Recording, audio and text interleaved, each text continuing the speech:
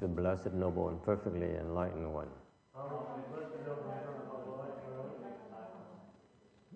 Namo Sadanto Suche Doye Elahadi San Miao Samputo Sie.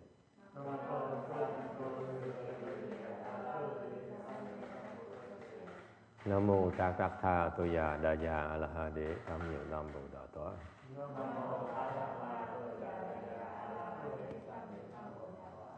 The unsurpassed, profound, subtle, and wonderful Dharma, 100,000 million aeons is difficult to encounter. Now that I've come to receive and maintain it within my sight and hearing, I vow to fathom the thus come one's true and actual meaning. Wu sheng sheng she wei miao fa bai jie wan jie nan zao yu wo jin jie wen de shou chi yan jie ru lai zheng shi. O Buddhas and Bodhisattvas, Venerable Shinhua, Venerable Sanghas, and all good advisors, Amitabha. 诸佛菩萨、师父上人，各位圣姐、各位善知识，阿弥陀佛。Đức Phật Bồ Tát, kính thưa Hòa Thượng Thiên Hoa, quý thầy cô và quý vị thiện tri thức, A Di Đà Phật.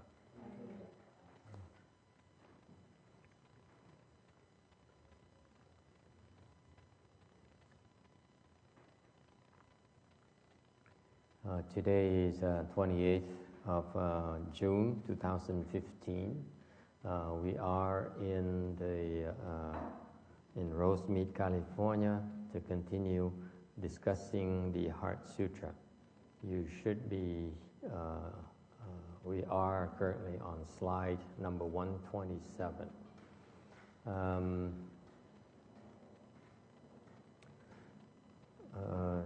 Of the Heart Sutra.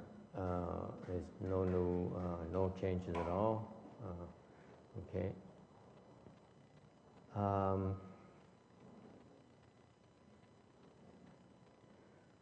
There is we're discussing that the five skandhas are all empty. Đang nói về đang giảng về cái phần kinh, tâm kinh nói rằng ngũ uẩn giai không. All the five skandhas are empty, and that is if you can understand that, you're on your way to practicing the middle way. Khi mà hiểu được cái ngũ uẩn giai không đó, là quý vị bắt đầu trong con đường để đi tới cái tu cái trung đạo. There is a small anecdote about the middle way. Trung đạo có một câu chuyện công án về cái trung đạo là cái gì. Confucius was touring the country, and he came to the Lu King's temple erected by the king. Đức Khổng Tử đó lúc trước đi ngao du thiên hạ thì tới cái nước tới Hoàng Công, cái chùa của Hoàng Công đó, and there was an empty vase that was inclined. Thì có một cái chậu nước đó, nó trống, nhưng để nó nằm nghiêng. Okay. And the temple attendant had explained to Confucius that used to be the king's favorite tool. Thì cái người ở chùa đó mới nói cho cái Khổng Tử biết rằng, kể Khổng Tử rằng là cái chậu nước đó lúc trước là một cái bảo vật của nhà vua. Vua rất là thích cái đồ đó. And Confucius heard about that. Confucius nói, I heard about this. Đức Khổng Tử mới nói, tôi đã từng nghe nói chuyện này. The king used to use this vase for teaching his subjects. Nói lời trước, vua thích dùng cái chậu nước này mà để mà dạy cho nhân dân. If empty, the vase was inclined. Nếu như cái chậu nước của nó không á, thì nó nghiêng. And if you filled with just the amount of water, the vase straightened up. Mà nếu như mà đổ nước ở lưng á, thì cái chậu nước nó thẳng lại. You overfill it, then it becomes inclined again. Tại mà nếu như đổ nước vào nhiều quá đó, thì cái chậu nó lại nghiêng. Okay. So the Confucius then told his disciple Zheng Zi to add the water and behave like described. Đức Khổng Tử mới sai đệ tử của mình là tăng tử đổ thêm nước vào, thì như là cái truyền cái người ta đã đồn như vậy, truyền ta đồn như vậy. Đổ nó vừa thì nó thẳng lại, đổ nó nhiều quá thì nó nghiêng. And the Confucius says, there's a few things are full and yet not slanted. And Đức Khổng Tử mới nói đó là thở dài, mới nói là trên cuộc đời này rất ít có những cái gì mà nó đầy đủ mà nó không có nghiêng. And Sun Tzu, his disciple then said, is anything full but not inclined? Thì tăng tử mới nói là có cái gì mà nó đầy mà nó không có nghiêng hay là không. And so Confucius said, Khổng Tử mới nói, when you're intelligent, the intelligent, sagely wise people, they should keep it that way by stupidity. Cái người thông minh đó, mà người có trí huệ đó, thì giữ được cái thế đó bằng cách là cái ngu si. Merit and virtue unmatched in the world. Those with merit and virtue unmatched in the world, những cái người mà công đức đó, nó không vô song đó trong thế giới này đó. You keep it with humility and respectfulness. Thành giữ sự trung dung đó bằng cách cái khiêm tốn và cái sự cung kính. And when you're the strongest, you maintain it with timidity. Cái người đó mà mạnh nhất á, thì giữ cái sự trung dung đó bằng cách là cái nhút nhát, với cái sự nhút nhát. The insanely rich, you keep it by yielding and adaptability. Cái người mà thiệt sự giàu không thể tưởng tượng được, thì giữ nó bằng cách là mình nhường và mình uyển chuyển. And this is how one sheds the excess to avoid slanting. Bởi vậy mình muốn giữ, đó là cái cách để mà giữ được cái sự quá lố bằng cách và tránh được cái sự nghiêng ngửa. And that's how you practice. That's how the middle way should be practiced. Cái đó là cái trung đạo, cách tu hành của trung đạo. Questions or comments?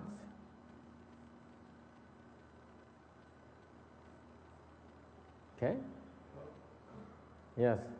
This is exactly the opposite of the way that most church people behave. Có người nói, someone says it's just exactly opposite of what street people behave. Rich people behave. Cái này nó ngược lại cái hành động của những người mà thiệt sự là giàu có. The rich people don't yield and do not adapt. Is that what you're telling? Nói người giàu thì người ta thích người ta bắt mình phải nhường, người ta muốn người là nhường cho mình, và muốn người ta phải đi theo mình. Okay. And that's why these rich people, the insanely rich people, do not understand the middle way. Bởi vậy những người giàu đó họ không hiểu được trung đạo.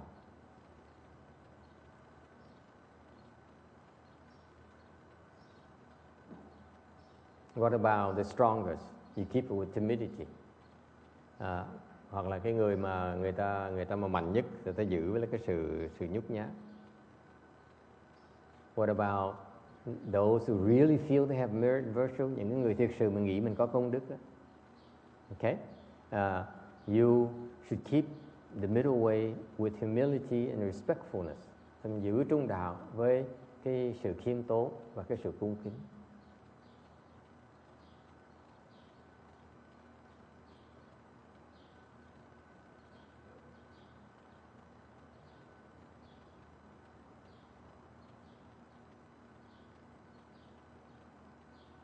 And that's my fault as well. That's one of my weaknesses. Cái đó là một cái sự khuyết điểm của thầy. When I was practicing at my master's temple, we have the best dharma. Rồi cái đó là cái mà thầy, cái sự vô minh của thầy. Chúng thầy ở chùa Ngài Tiến Hóa thì rất là tự cao, nghĩ là cái pháp mình tu là pháp cao minh nhất. This is the best training program there was.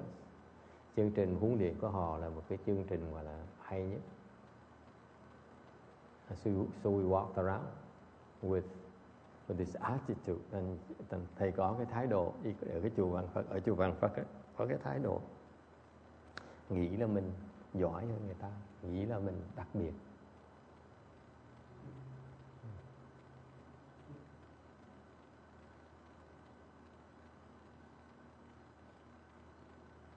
And now today is a great compassion repentance day. So I think I need to spend the rest of my life repenting of those offenses and learn to be more humble and learn to be more respectful. And now, cái người tu hành, cái cuộc đời tu hành còn lại phải càng ngày phải càng học thêm về cái sự khiêm tốn và cái sự cung kính đối với mọi người.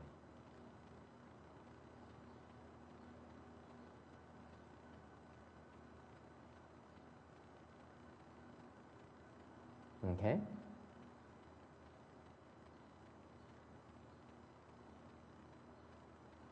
All right. Any other questions? Ai thắc mắc gì khác không? Yes. These three, oddly enough, people that are very, very tough, strong, they're more in accordance with it than rich people are. The strong are what? I'm sorry. A lot of people that are really strong and tough Yes. are more in accordance with this than say rich people are if you're talking about richer people are. Because they can be very, very respectful because they know how tough they are. You know, they don't push anybody. They're very careful not going into trouble. They can see directly the consequences of their strength. Yes. Because they hurt people before. It's easier to see that when you're strong, because it's very easy to hurt people around you. Yeah. Cái người mà khỏe mạnh nhất á, người ta dễ thấy là ta cần phải kìm nó lại, tại vì người ta đã từng. Oh, my beer! Oh, look at this frothing. This isn't cool? Huh? Cool. Probably 1% beer. Bia đẹp dễ sợ không? Hey, cô anh ơi, thầy uống bia nè, đồn đi. Ông thầy tầm bậy dễ sợ không?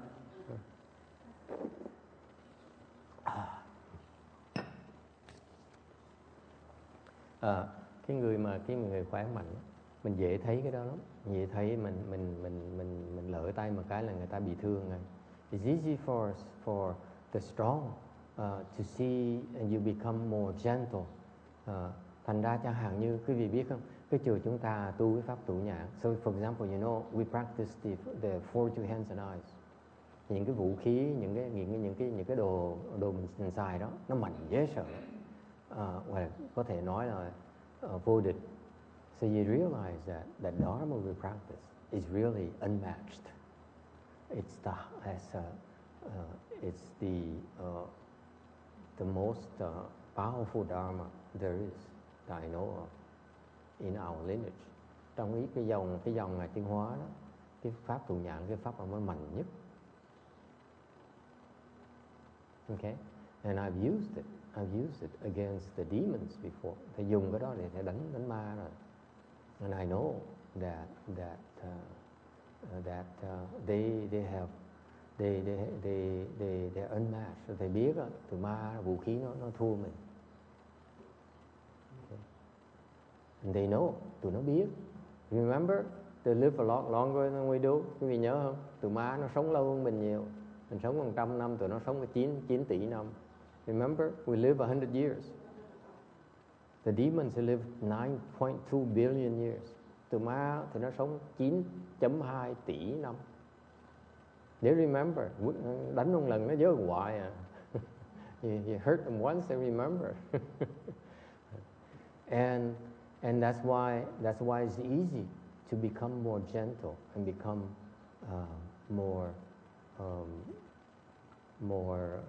more timid, because you're afraid to hurt people. Thành lúc mình tu những cái pháp như vậy là mình dễ thấy được cái sức mạnh của mình. Thành mình bỗng nhiên mình nhẹ tay hơn, và mình bỗng nhiên mình sợ, mình cẩn thận, mình không dám dùng nữa.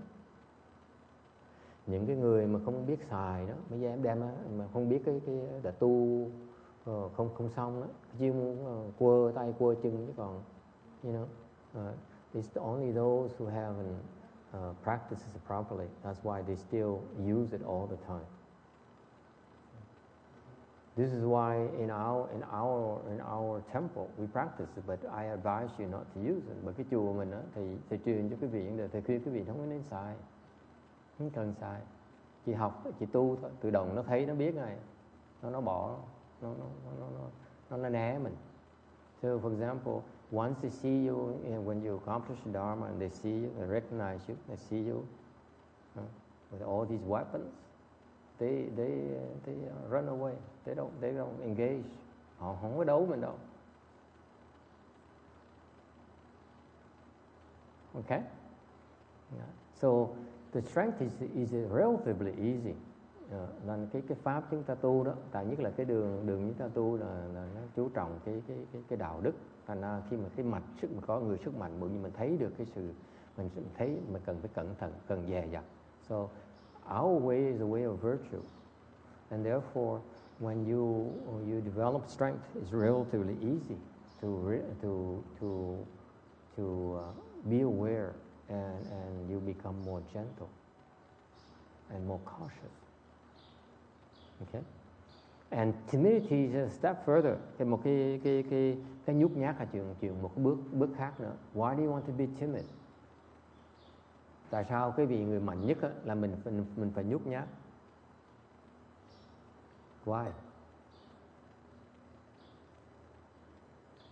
Shouldn't be drinking beer, clearly. Tại sao mình mạnh mình phải nhút nhát?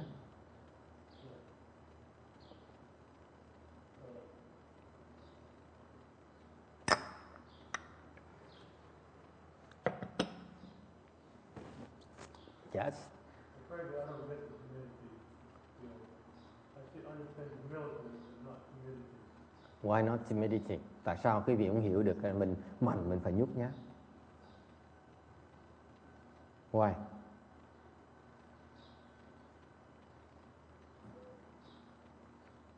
What's good about being timid? I don't get it. Tại sao mình mạnh phải nhút nhát hả Quang Ngân? Nhút nhát không phải là nhút nhát thì là nhát gan thiệt á. Mình sợ lắm, mình mạnh mình sợ lắm, đi đâu mình cũng sợ hết á. When you're so strong, everywhere you go, you scared. You know, I don't dare go to cemetery. Mình nhắm tới nghĩa địa. I don't dare go to a hospital, không dám tới nhà thương. I don't dare go to funeral homes, không dám tới nhà quàng. Hả? Người ta mời mình đi hộ niệm đó. People ask us to come and help recite. I say no. Là sao vậy? You avoid getting into fight.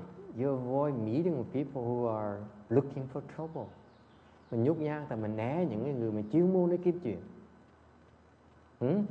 Mình tới nhà thương là chỗ nó chuyên môn, nó đang kiếm chuyện, nó đang đấu nhau. You go to hospitals, that's where they're fighting each other. They're hurting each other. You go to cemeteries, that's where they hang out. Mình tới nghĩa địa, nó tới chỗ ma quỷ nó tụ tập. Mình đi nó đang quay lưng mà đi mình không biết, mình đâu thấy nó đâu. You go there, you cannot see where they are, and you walk and you hit them. So you know when you go to cemetery, the people who open their eyes, quý vị Kim có biết, Kim Điền có biết, mình tới cái điểm mấy cái người mở mắt tôi đi tôi né đấy vậy nè, đi. The people you go to cemeteries, the people who have they open their eyes, they walk the cemetery, they don't walk straight, họ đi vòng vòng đi xanh. Họ né mấy con quỷ qua. Never mind. Thằng nhỏ không dám nghe. The boy doesn't dare listen to this. So you're timid. You're timid because number one, you avoid challenging others. Mình mạnh là mình né vậy đó. Mình né đồng chạm người ta, kích thích người ta. What's another reason? Lý do thứ nhì là sao? Tại sao mình né? Mình nhút nhát dễ sợ lắm.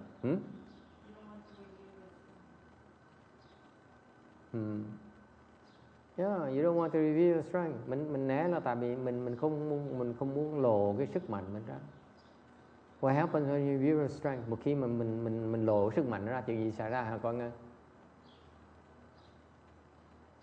Chuyện gì xảy ra? Cái này chuyện này phụ nữ phải biết rõ chuyện này. I'm sure the women understand about this. Chuyện gì xảy ra khi mình lộ sức mạnh hả? What? Mình hurt người ta. You hurt people. No, not that. When you reveal your strength, cái vị phụ nữ biết rõ chuyện này mà mình lộ sức mạnh mình ra thì chuyện gì xảy ra? Nó tới nó thách mình hoài à. Nó tới nó coi thì mình mạnh chừng nào. Mình mà nổi tiếng mạnh rồi nó tới nó thích mình, nó thách mình hoặc nó thách đấu hoài à. What you don't realize, this is what women understand more than you do. The men's side. Once you're strong, you have the reputation of being a strong man, a strong woman, people come and challenge you all the time. They want to unseat you as the strongest. Nó muốn chứng tỏ nó mạnh hơn mình. Nó đấu mình hoài, không bao giờ để mình yên thân hết á. They never leave you alone.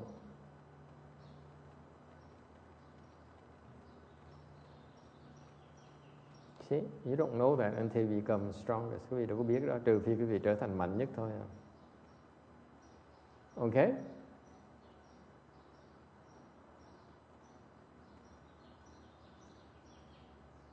All right. Anything else? But regardless, you don't need to you don't need you see that the middle way. Thằng quý vị thấy không? Cái tấm 129 này, this page the slide 129 shows you these are the quality of the people who understand the middle way. Thằng quý vị biết không? Đây là những cái đặc tính của những người mà tu trung đạo.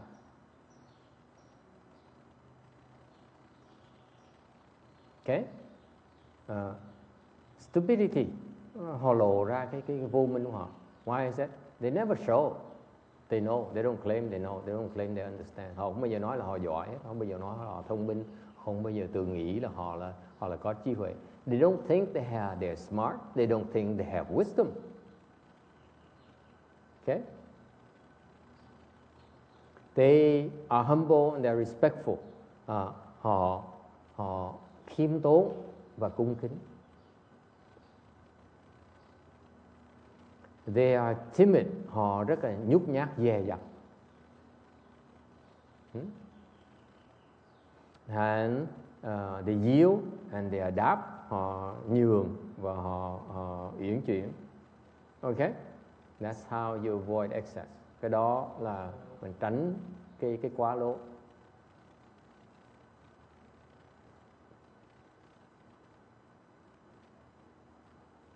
All right. Any other questions? Is it possible to be overly stupid? Mình có thể mình quá dốt không?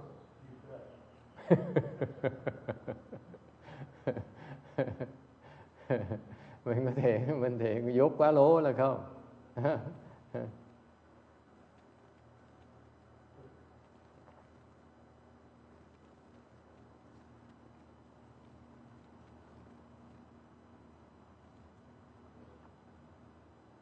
Okay?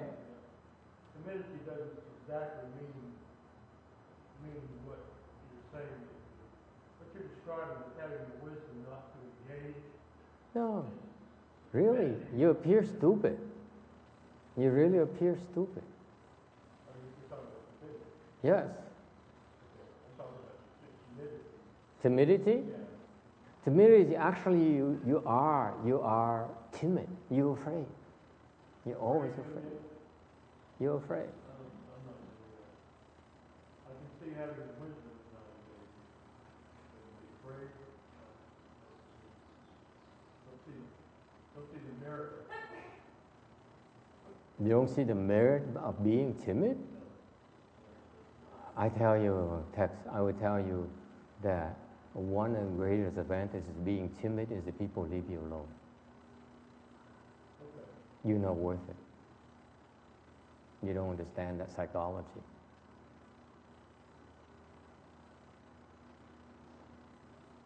The Westerners, for you in a Western culture, you folks advocate shining and getting seeking a limelight. Okay, that's showing your strength. Okay, and that's a weakness in Western culture.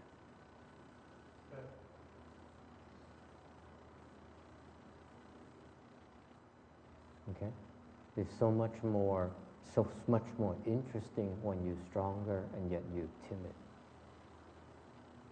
You're not there yet. That's why you don't understand the importance, the necessity of being timid when you're strong. Mấy cái người Tây phương người ta không hiểu được cái chuyện này. Người Tây phương cái văn hóa người Tây phương ta chú trọng cái khoe khoang, ta chú trọng cái lộ cái sức mạnh của họ ra. Họ thích cái đó. Cái văn hóa người Đông phương thì giấu đó. Mà cái giấu của trung đạo này là cái giấu bằng cách là mình nhút nhát. Nó hay như vậy đó. Mình rất là nhút nhát.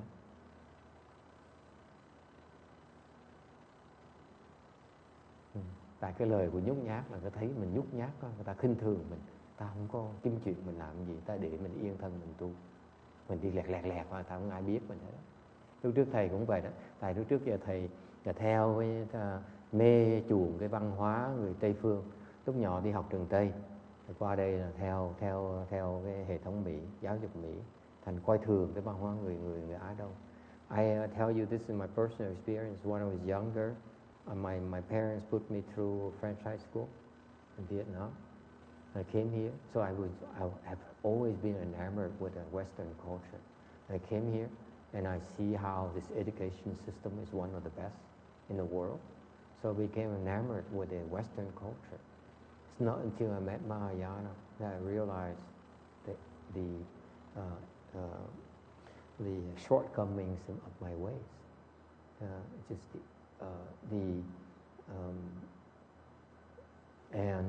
The more you cultivate, the more you appreciate being timid.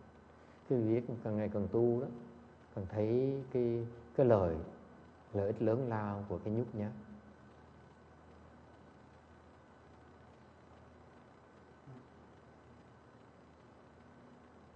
You know, for example, I don't dare go to CTDB.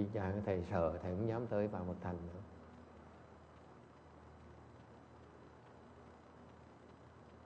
Tới nó thử hoài, mệt quá. Why not? I go there and they test me all the time. It gets tiring. They don't leave you alone.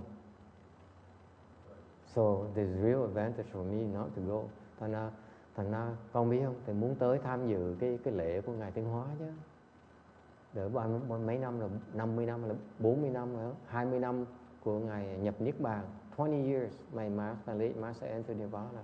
You know, I love to go there to show up and pay my respect. Thầy muốn cái tâm thầy muốn vậy sợ, muốn bỏ hết tất cả tới rồi mà đảnh lễ Ngài một cái để mình tỏ cái lòng tri ân của mình. Giờ tới đó cái bì nó thử hoài mệt quá, không dám tới. So I don't dare go there anymore because I'm scared that they would test me again every single time. Từ khi mà thầy rời hệ thống, thầy trở về đó, lần nào tới cũng bị thử. Every single time I came back after I left the system.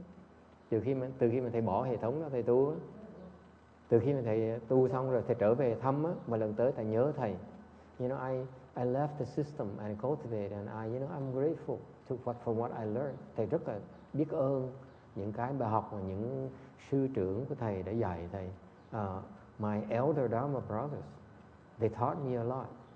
And I'm grateful for that. Thầy rất là nhớ ơn những cái bài học đó. Okay. And that's why I came back. Thành thầy cứ thỉnh thoảng cứ đi về viếng thăm lại. Okay. Mỗi lần tới nó thọt quá, thọt lại mệt quá. It's timing. Good for yourself to do stuff like that.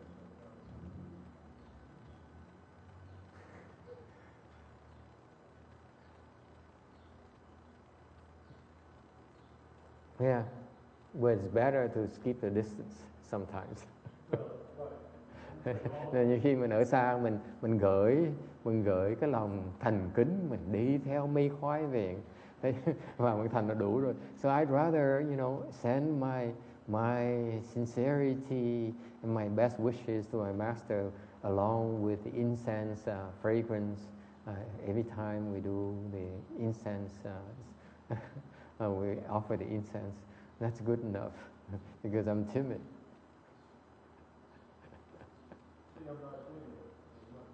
You don't dig it? Why not? I don't blame you. You Westerner. You don't understand this thing. People are too timid, don't ever do anything. Ông nói tôi hoàn toàn không đồng ý với thầy, cái ông quỷ này. Dạy ông là 8 năm trời, ông dạy hoài không hiểu. I've been teaching you for 8 years now, and you still don't get it.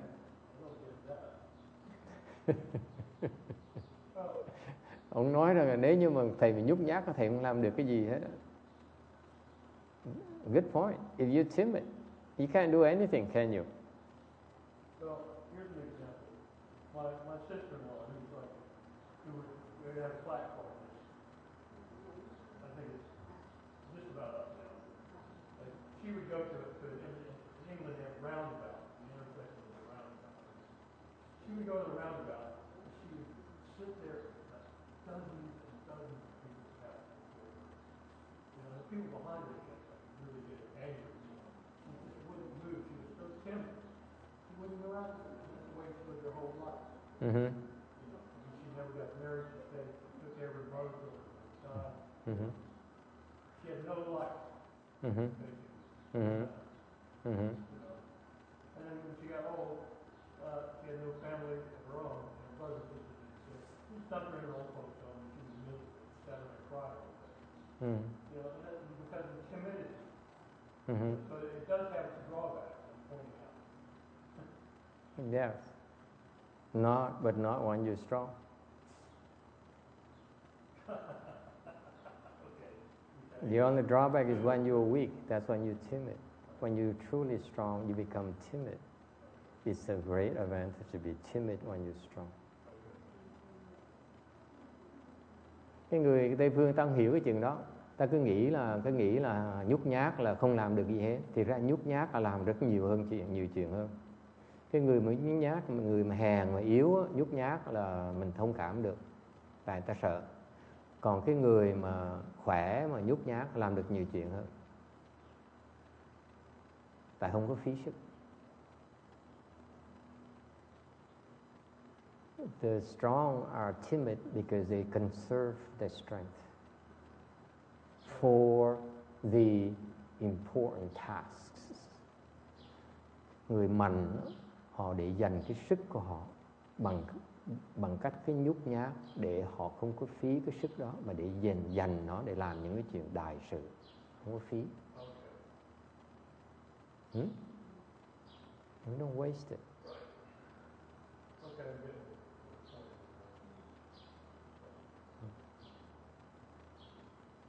Okay? Anything else? Ai thắc mắc gì khác không? We cannot blame you Westerners because you Westerners don't understand the middle way. Cái người Tây phương không hiểu được cái trung đạo, thành trách họ được.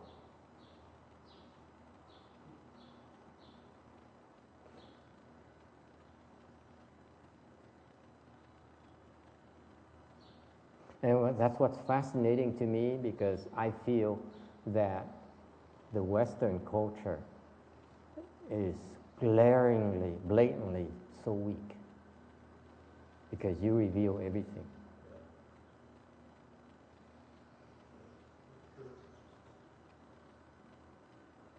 Cái người Tây phương nó dở, văn hóa Tây phương chỗ thích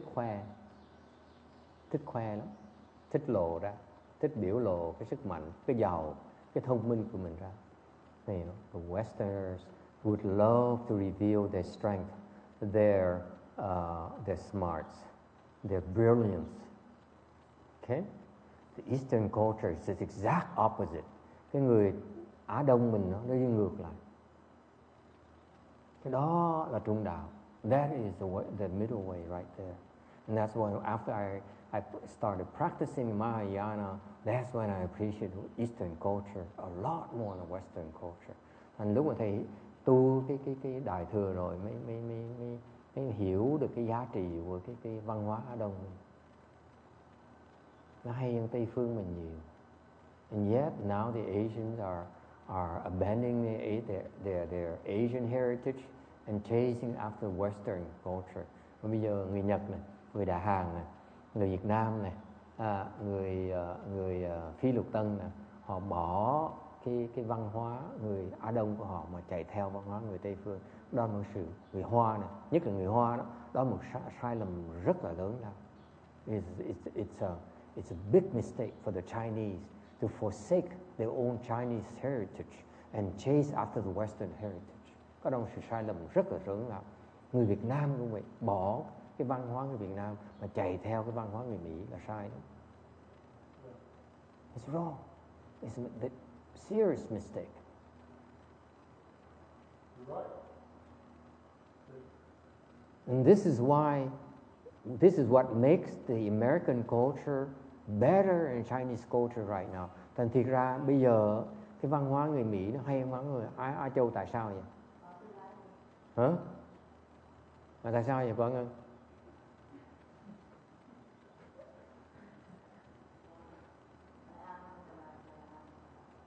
Hả? Tại sao vậy?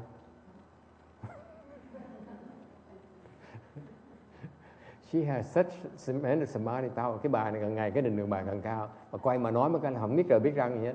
She turned around and used her cell phone. She couldn't hear a single thing. Cái đó cái việc đừng chuyện chơi, cái đó cái định lực đó nghe. You think I'm joking? Mình xoay lưng một cái như vậy, mình block hết tất cả cái tai mình chỉ nghe cái này là định lực đó. The fact she can turn around and she blocked everything else and only listen to her cell phone at will. Thầy mới chứng minh dễ sợ không? I just proved to you right there. Khinh thường bà nói, nhưng bà định lực dễ sợ. People look down upon her, but she has samadhi power.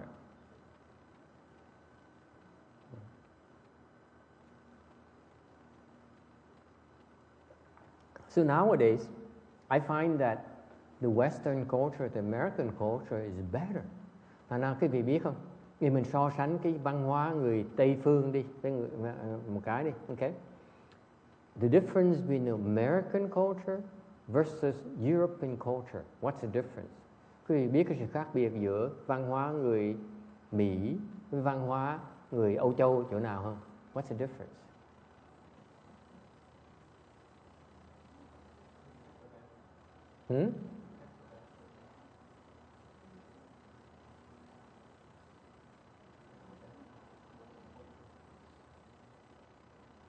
American culture and European culture? Yes, it's Western culture.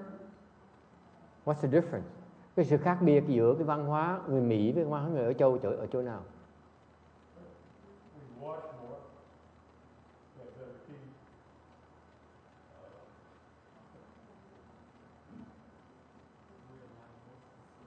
The Americans are more open-minded, more embracing than the Europeans.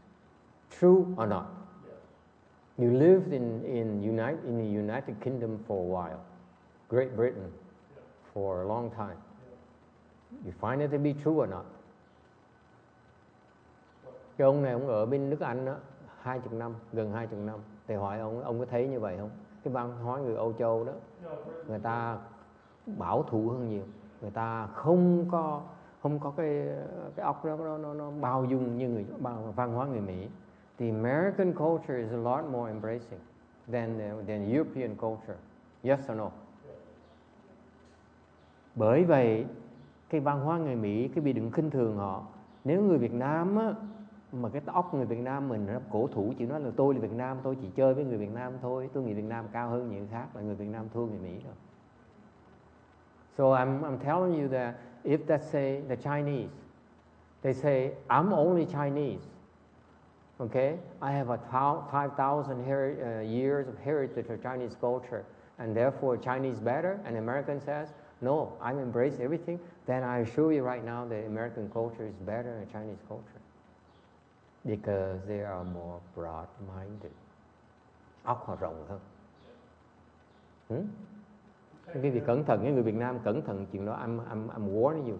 You Vietnamese and Chinese people, những cái người Tàu, người Việt Nam nó không biết, nhìn cái mặt không biết ai là Tàu, ai Việt Nam. I admit to you now, I look at my girls over here, I cannot tell which one is Vietnamese, which one is Chinese anymore. They all look alike. Okay? This is what I find to be a glaring weakness of the Asian culture nowadays. Whether it's Vietnamese, Chinese, Korean, Japanese, okay? Cái văn hóa mà thấy cái đó là cái sự khuyết điểm lớn lao nhất của văn hóa Á Châu mình có thể do người Nhật, người Đà Hàn, người Việt Nam, người Tàu. Là họ nghĩ đó, họ chỉ dung túng cái người Việt Nam thôi, dung túng người Tàu thôi, họ không chịu những người khác. If they think that like the Japanese are saying, you know, I only assimilate the Japanese, I don't accept the Koreans, I don't accept the Vietnamese, then it's a very narrow-minded society. Cái xã hội như vậy nó rất là eo hẹp cái cách nhìn đó. Cái đó không phải là văn hóa trung đạo, nó không phải là trung đạo. It's not a middle way, not at all. It's very far from a middle way. Cái văn hóa đó không phải là văn hóa trung đạo. Nghĩ lại cho kỹ chứ coi.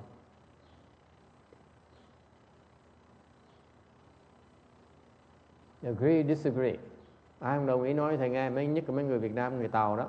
For you Chinese people and Vietnamese people, it's okay to disagree with me. Koreans. Rất tiếc bây giờ trước có cô Đà Hàn có tới nghe là chọc cô được, bây giờ chọc không được, không có ở đây. Yes?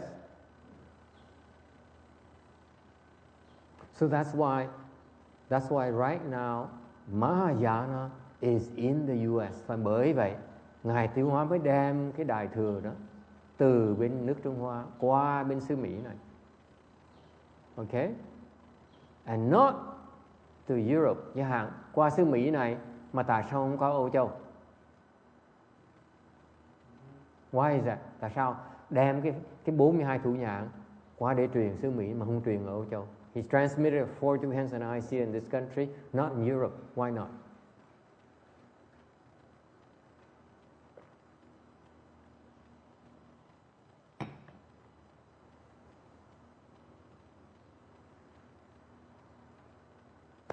Căn cơ người này cao hơn. Căn cơ dân chúng ở đây nó cao hơn. People here in the US, all the Vietnamese here, những người Việt Nam ở đây nè. See, I know how to kiss up the people too. Như khi mình cũng biết nền đầm nữa.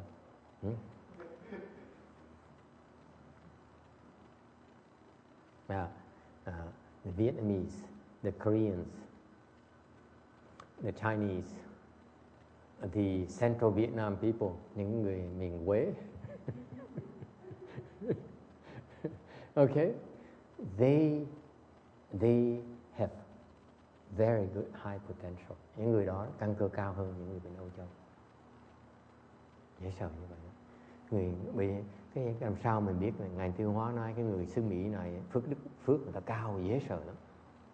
Có phước mới vào được cái xứ này. That's why Master Shihara says the people who came here to this country are extremely blessed.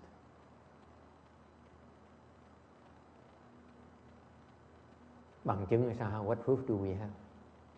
Do you know that Mahayana is in the US? Quý vị biết không? Cái Đại Thừa nó có ở xứ Mỹ này. It's not in Europe. Âu Châu không có. Not in England. Not in France. Not in Germany. Not in Great Britain. Okay? No. Nó không có ở Anh Quốc, không có được Pháp, không có được nước Đức. Chỉ có xứ Mỹ nó mới có Đại Thừa thôi. Dễ sợ. Yes? Tibetan, to my eyes, this is my humble opinion, is not a full Mahayana. For example, their chant is nowhere near ours. Cái câu này nói chứ Tây Tạng sao? Mấy đại sư Tây Tạng sao?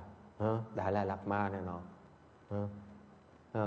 What about the great Tibetan teachers? And my answer is sao? Quảng Ngân trả lời. Will you answer you, Mr. Boma? Yes. Tây Tạng là sao? Phải Đại Thừa là không?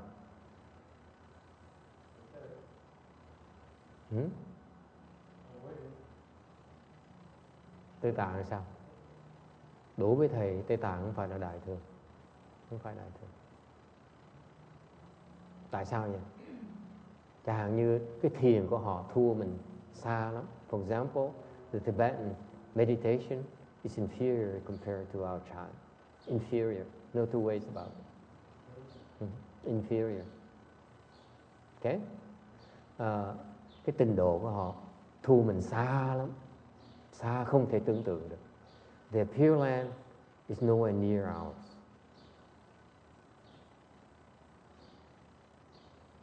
You know, the Tibetan is known not for pure, not for chant.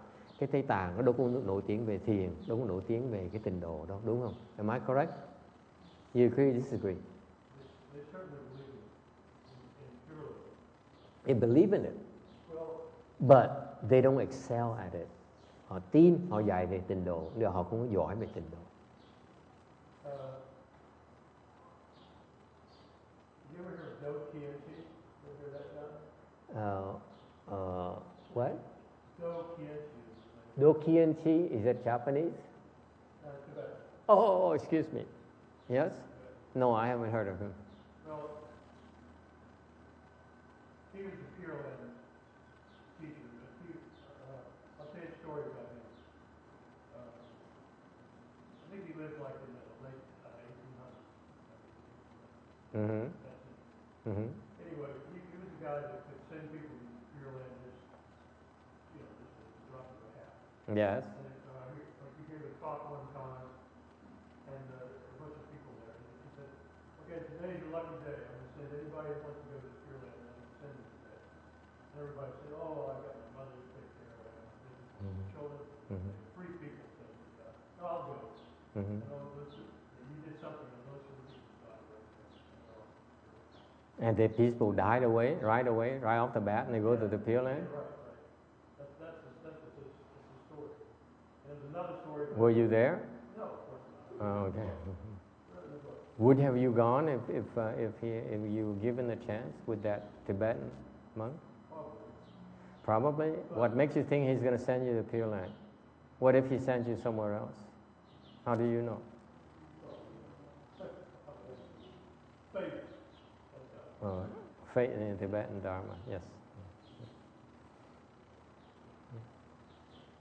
No, they're not very strong in Pure Land. I haven't seen anyone that's strong in Pure Land yet.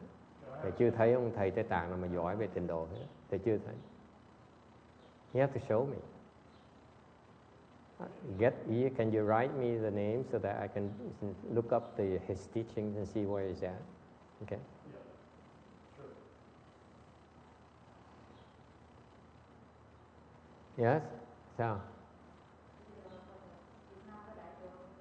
Việt Nam hả? Bắt đầu đụng chạm rồi đó nha. Now Gujin asked me a question. See, Hiền thì cũng nhảy vào ngay tưng anh đụng Việt Nam không? He said, now Gujin is causing trouble for me. Okay. She says, does Vietnam has Mahayana? I said, now we're getting into the territory of offending people. Sao? Thân Hương là người Tàu không sao hết. This is a Chinese woman.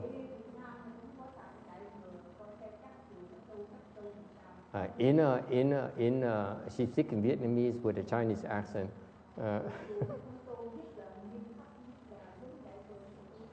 Nghiêm khắc là đại thừa hả? She says that Vietnam she believes in her Chinese Vietnamese accent. Nói theo cái dòng người Việt Nam đều cái giọng cái âm của người Hoa, là người Việt Nam có đại thừa ở trong á, tạm tu rất là nghiêm khắc. She says that in her Chinese Vietnamese accent that the Vietnamese have Mahayana because it's very rigorous in the cultivation. But very few, she says, just to be safe. Ít thôi, không phải bà nói vậy hả?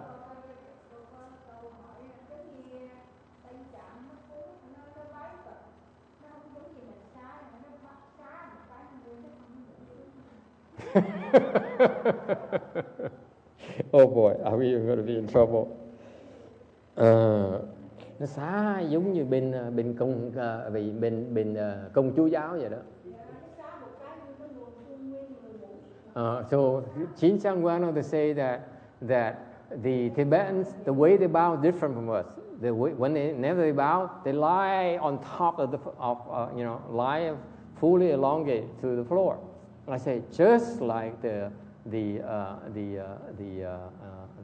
Christians, the Catholics, they have such a bowing. Bên công chúa giáo đó, công chúa là Thiên Chúa thì cái lộn hoài. Công Thiên giáo, công giáo hoặc là công chúa.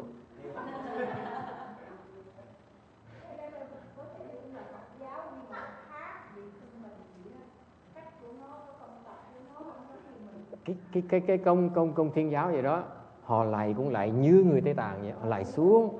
You see, I saw how the Catholics, a certain sect of these Catholics, they bow just like the Tibetans, just like this. Nằm thẳng luôn, nằm thẳng mà quả như là gần ngủ luôn á, tao nằm nó cả 50 phút luôn. They lie there, okay. The Catholics, I saw how they bow, okay, on TV, on a documentary of these Catholic sects, okay, in the Midwest. They bow down and they lie down for 5-10 minutes. They don't get up. Họ lại hay lắm, họ nằm luôn, 50 phút luôn. And Jin Chiang claims that the Tibetans also do the same thing. Người Tây Tạng cũng vậy, phải không? Yeah?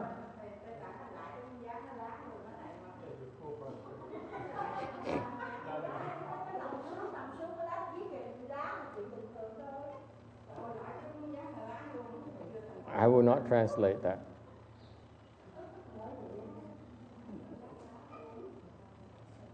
I'm going to get into trouble with all these great lamas. But then again, I'm just an idiot. Who's going to... What is it again? Stupidity. Yeah, that's right. Nói về cái trung đạo, mình là dốt, nó tầm bậy, nó ai mà tin mình. Không sao hết. So now Chin Chiang says Vietnam has Mahayana. Cái cô Thân Hương cô nói rằng là Việt Nam mình có Đại Thừa. Cái vị nghĩ sao? Oh, you great man, Mr. Master Xiển Trự, thầy Đại sư Hiền Trí.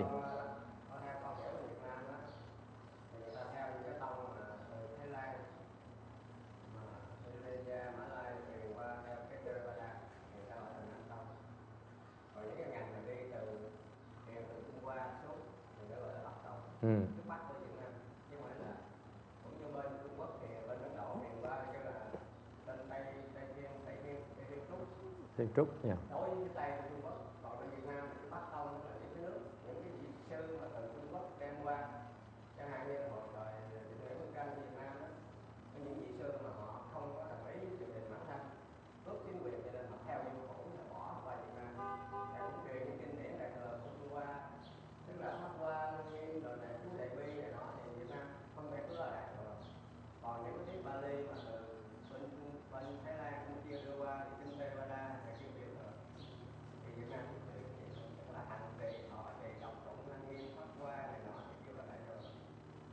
Có là không? Cái vấn đề cái câu hỏi đừng nói quanh nó co. Mấy cái người Tàu Việt Nam này họ nói là Việt Nam mình có đại thừa, có thầy có đồng ý là không? Thì con thấy là có một số người tu thế nào mình cũng không biết. Mà người ta thì có thể là chứng là không biết lộn, không biết, nhưng mà lịch sử Việt Nam đó có thể nói là thời Pháp thì nó phá nó không cho đánh chống lại Bắc Nhã mà không nói là không thuộc về Việt Cộng. Rồi tới Mỹ qua cũng phá. Bây giờ chế độ mới người ta cũng lại cản trở. Thành ra câu trống trong sự khó khăn mà họ vẫn tu cái một kinh này rồi. So they say he's saying that the Vietnamese are recite the Mahayana Sutras and they practice according Mahayana Sutras. Therefore, he believes there's some Mahayana in Vietnam. It must be true. Chắc nó đúng, thầy đâu có biết được. I don't know. Như thầy nói cái phẩm của môn là cái người Thiên Chúa mình cũng đại thừa cũng công nhận là cái cũng đại thừa. Thì phẩm của môn nói rõ ràng ba hai cũng nói thân. Để một cái bà Phước là một cha mẹ, cái bà Teresa hình tướng là một người công giáo, có thể là một người ấn thân với anh giúp chúng sanh thì cũng gọi là đại thừa. Thì kinh đại thừa Việt Nam hôm qua Việt Nam của môn người ta cũng tin như vậy, đâu có khác gì của mình ở đây đâu. Mà bằng chứng là những kinh thầy Trung Quán dạy ở đây cũng chiều là đại bi, cũng kinh Di Đà, y chang vậy, khác gì Việt Nam đâu, mà tại sao Việt Nam không đại thừa? Nói cái đó hơi giới hạn. So he says that.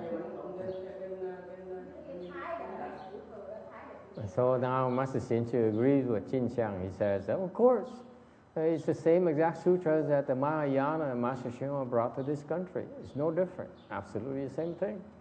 So therefore, Mahayana must also be present in Vietnam. Có thể là những người thực hành cao thấp hơn, chứ không phải là không phải được rồi. Vậy chứ đâu có gì, họ không làm ngoài nào. Họ cũng chuyện là chú Đại Bi nè, chú Ban Kim là nhiều kinh lắm, chú đi đại thừa. Lots of Mahayana sutras in Vietnam. Có rất nhiều kinh. It's true, there are lots of Mahayana sutras in Vietnam. Yes.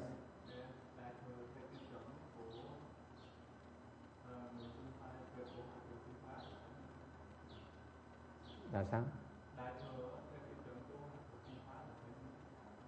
So what is Mahayana according to Master Shewa's standards? I don't know. You have to ask him. Phải hỏi Ngài Tiên Hoa, sao hỏi thầy được? How would I dare answer in his behalf? Sao thầy dám trả lời? Huh? He died. You know, he only talked to me a few times. Ngài dạy thì có vài chiều, xong Ngài chết quắc. Chết quắc rồi xong bây giờ sao thầy dám trả lời cho ổng được? You think after I learned only 3 things from him, I know everything? Now, in all fairness, nói cho nó đàng hoàng. Nếu như mà nói là kinh Việt Nam mà có kinh Đại Thừa đó, it is true. It is true that the Vietnam has Mahayana Sutras. It is true. Okay? Có đó rất là đúng. So does the University of Wisconsin. Thì cái trường đại học ấy, U Wisconsin nó nổi tiếng về cái Phật học, giáo lý Phật học nhất ấy. This is number one. This is one of the highest ranked Buddhology schools in US. They also have Mahayana Sutras. Since a long time, mà có những kinh đại thừa từ lâu rồi. Way before Master Shewa brought them here. Trước khi Ngài Tiên Hóa đem những kinh đại thừa qua họ đã có rồi.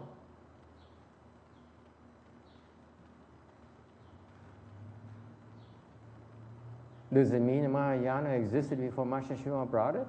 Vậy có nghĩa là đại thừa nó có mặt ở đây trước khi mà Ngài Tiên Hóa đem qua hay là không?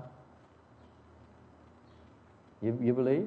Quý vị tin rằng là đại thừa nó có mặt ở xứ Mỹ trước khi Ngài Tiên Hóa qua đây hả? You really believe that Mahayana was here before Master Shewa brought it here? You really believe that? Có ai thực hành mà thành công, cái đó quan trọng. Now. Thì bây giờ bên Việt Nam cũng có những người họ thành công, họ làm chẳng hạn, thầy thấy nó không thành công, tại sao mà cả ngàn năm người ta sống nổi? Mỹ qua cũng phải bỏ chạy. Now Master Shinchu said, maybe there are some people who have accomplished in Mahayana. Clearly, Vietnam must have Mahayana practitioner who succeeded in the Mahayana practice. This is why because the Americans came to Vietnam for 1,000 years. The French came to Vietnam for 1,000 years. Không 100 năm thôi chứ. 1.000 đô hộ, 1.000 năm đô hộ nhân tạo, 100 năm đô hộ nhân tạo. See, 1,000 years under the Chinese, 100 years under the French, 100 years under the American, and clearly none of them could hang on to Vietnam. Clearly, it must be Mahayana.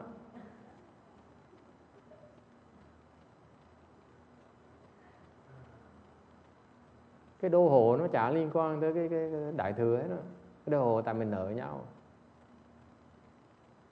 My answer is that according from Mahayana perspective, whether you become a province of China or from a French or colony of French or a puppet president of the United States, it's because of your karmic retribution. It has nothing to do with Mahayana.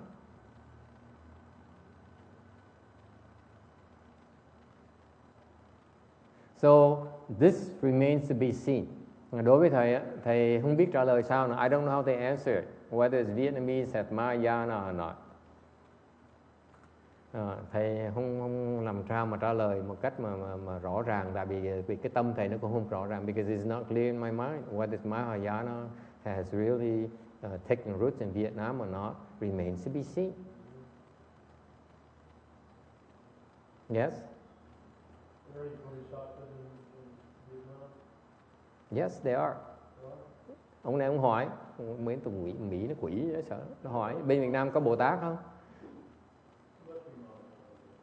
Có Mỹ mà hỏi những câu như vậy thôi, còn Việt Nam so these Americans, they're very smart. They asked me, are there bodhisattvas in Vietnam? I said, absolutely, yes. Chắc chắn là có. Okay? I can assure you a lot as well. Một thầy cam đoan cái vị nó có nhiều dễ sợ lắm. Có rất là nhiều.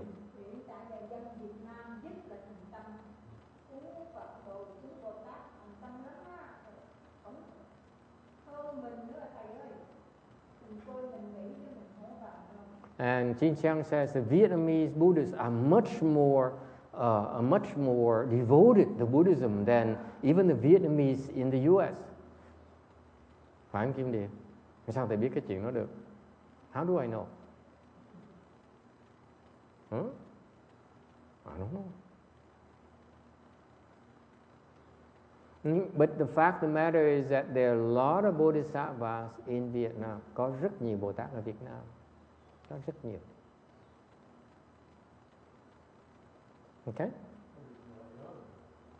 Then there's Mahayana. Tại ông Mỹ nói như vậy chắc chắn Việt Nam có Đại Thừa. Chính là of course, I always knew that. Cô Thư cô nói ngay lập tức chắc chắn trước giờ tôi biết vậy rồi mà.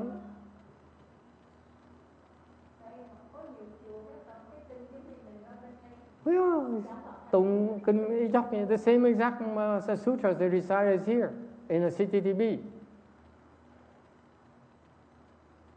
Then we should also ask a question. Nếu như vậy mình nên hỏi câu hỏi như vậy.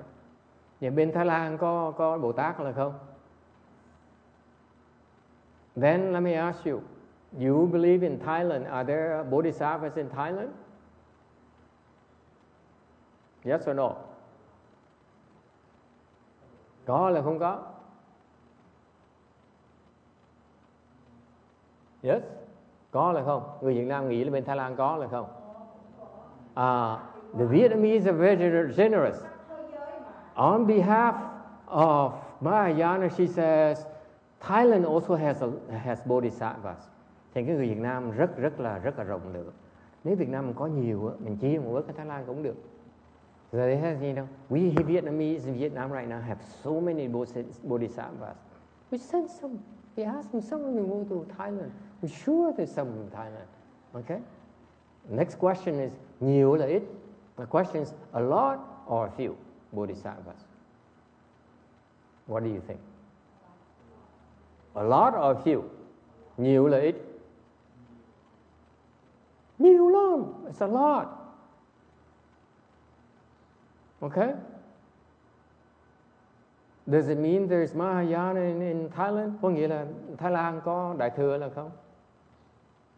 Never mind. Khoan trả lời. Don't answer me yet. Let's say Sri Lanka. Đừng có trả lời. Đợi tí. Về Tích Lan sao quý vị nghĩ Tích Lan có Bồ Tát là không Bồ Tát? I'm asking you, Sri Lanka, does it have Bodhisattvas or not? Yes or no? Yes. Cũng có Đại Bồ Tát. Nhiều hay ít? A lot or a few? Có ít hay là nhiều? Jin Xiang now becoming chicken. She says, I'm not sure, few, many, no one knows. Không ai biết hết á. Yes. Có hai câu hỏi con đặt ra là thứ nhất đặt tiêu chuẩn thế nào là Bồ Tát. Thứ hai là mình làm sao mình biết. Bây giờ thầy hỏi về ngày này làm sao bao nhiêu nó sáng, bao nhiêu nó tây như nó sỏi mình biết đến. Cho nên con thấy cái câu đó không tuyên bố còn không phải cần. Nhưng mà có thể Bồ Tát là gì mình định nghĩa theo cái nghĩa môn của con là những người tự biết giúp người khác. Thì cũng như Hòa thượng Như Bá giảng trong cái kinh ngài nói có thể là những vị Bồ Tát mà ta thể hiện là tiểu thừa độ những cái dòng dân đó thì có tiểu thừa đó mà Bồ Tát. Thì mình phải định nghĩa Bồ Tát là thế nào trước mình mới nói được. Ông này nói Bồ Tát là gì? Bồ Tát giác ngộ rồi. Không có tin là Bồ Tát là đại thừa không, mình trong Hòa thượng Như Bá giảng nhiều người Bồ Tát người ta qua đàn nhân tông người ta dạy cái dân đó cái dòng đó cũng là Bồ Tát vậy. Cho nên mình hỏi Bồ Tát có hay không, cái tiếng Bồ Tát là cái common nào không có giảng đâu có định nghĩa được. Số lượng mình không biết bao nhiêu. Bồ Tát là những người giác ngộ. Thầy nói rõ cho thầy nghe, hiền trị nghe. Bồ Tát là đối định nghĩa của thầy là giác ngộ. When I talk about Bodhisattvas, we're talking about enlightened beings. Okay? Những người đã giác ngộ rồi.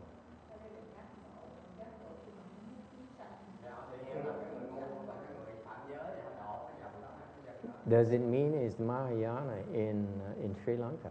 Có nghĩa là bên Tích Lan có Đại Thừa là không?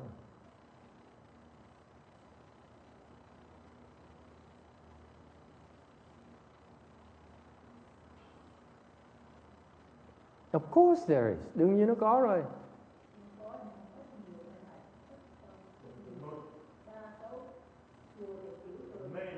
Mahayana is everywhere. I've been tricking you. Thầy gạt quý vị nãy giờ. Cái Đại Thừa nó khắp hết tất cả. Nowhere it's not. It's in Europe, it's in Vietnam, it's in China, it's in Japan, it's in Korea, in Sri Lanka, in Thailand. Nó khắp hết tất cả mọi nơi. To say it's only in US is not correct. Nói mà chỉ ở xứ Mỹ không là không đúng. Agree? You will always find a Mahayana Sutra somewhere, a Mahayana practitioner somewhere. Chắc chắn quý vị sẽ gặp một cái kinh Đại Thừa ở đâu đó. Could be in hotel room, could be in library, những cái trường đại học hoặc là trường cái thư viện hoặc là một cái phòng cái khách sạn, okay? In someone's home, ở trong gia đình một người nào đó. The Mahayana teaching is everywhere. Cái Đại Thừa nó khắp hết tất cả. What makes you think that Hinayana teaching is not Mahayana? Làm sao quý vị dám nói rằng là cái kinh Tiểu Thừa không phải là kinh Đại Thừa? When I tell you these stories, thầy kể với quý vị, trích quý vị những cái câu chuyện từ trong kinh của Tiểu Thừa. I've been telling you stories from Hinayana suttas, and I've been pointing out to you the Mahayana teaching in these Hinayana sutras. Khi mà thầy kể những câu chuyện như vậy cho quý vị nghe đó, thì thầy nêu ra quý vị biết là những cái kinh này mặc dầu nó gốc là gốc Tiểu Thừa, thì ra cái pháp là pháp Đại Thừa, không phải pháp Tiểu Thừa đâu. Okay? Yes, Mahayana is everywhere. That's the answer.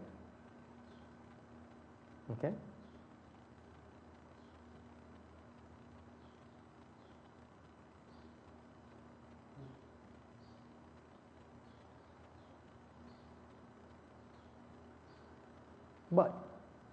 Nhưng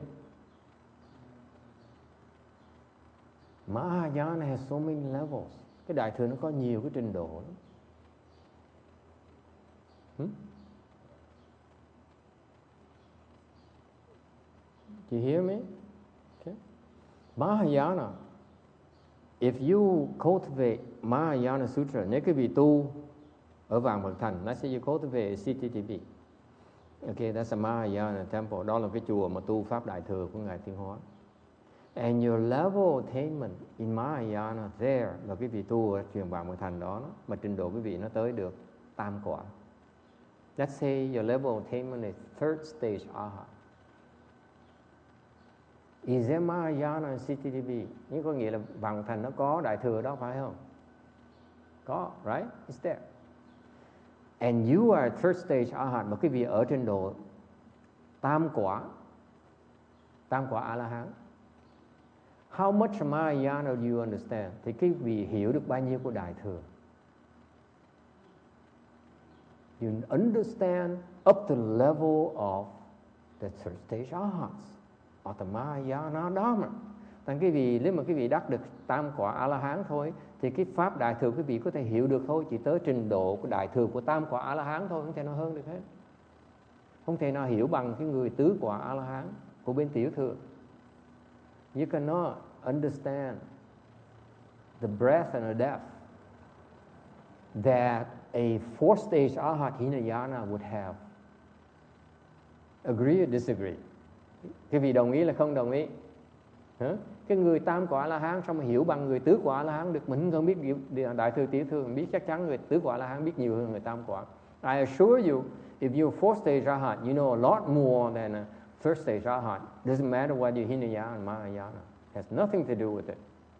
Okay? Nó không quan trọng. Tiểu thừa đại thừa nó không quan trọng. Agree? Đồng ý là không đồng ý? Right? What am I getting at? Thầy đang nói về cái gì? Cái đại thừa, tiểu thừa không phải ở cái kinh. Mahayana, Hinayana is not about the sutras.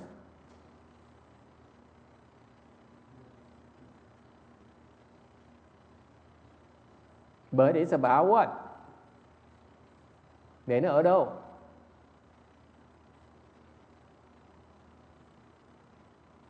Nào mọi người. Ở đâu?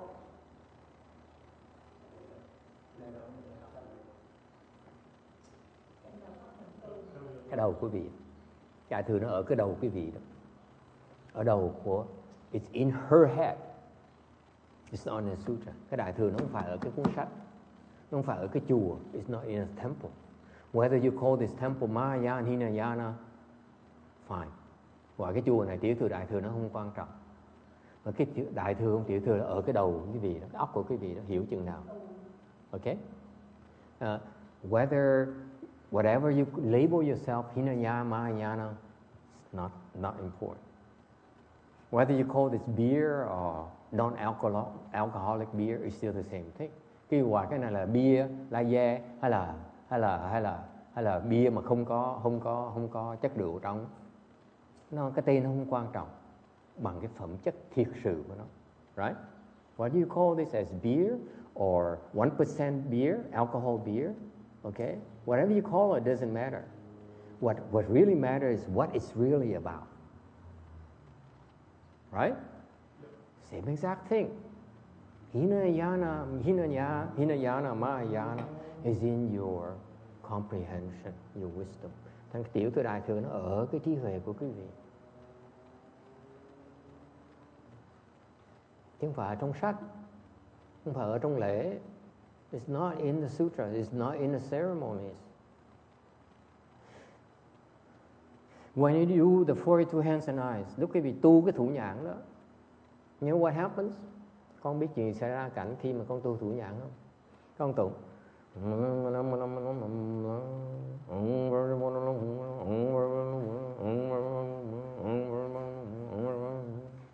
okay. Quý vị tụng cái thủ nhãn, cái tụng cái bài cái bàn tay đầu tiên hết đó. Okay. Chuyện gì xảy ra?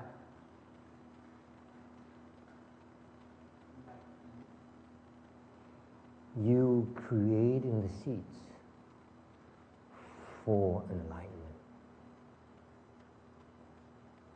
Quý vị tụng cái thủ nhãn, quý vị ngồi đang nghe. Let's say the boy right there sits there. Okay, he's sleeping right now. Thằng nhỏ nó ngủ bây giờ nè. Mà thầy mới tụng cái đó ra, mặc dù quý vị nghe không được, even though you cannot hear it clearly, but it goes through his ears. Okay, that is the seeds of enlightenment. Nó qua cái lỗ tai quý vị đó, nghe được cái đó là quý vị đang trồng cái chủng tử của giác ngộ. Nó dễ sợ như vậy đó. That's how wonderful it is. Mình không cần biết nó cái gì, mình tùng tới, mình tùng cái là mình được trồng cái chủng tử giác ngộ cấp này.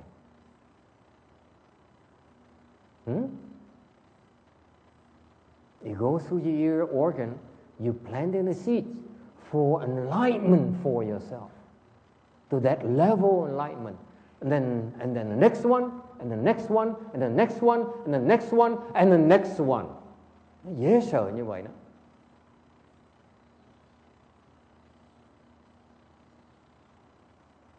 Mỗi bàn tay là một cái trình độ đó.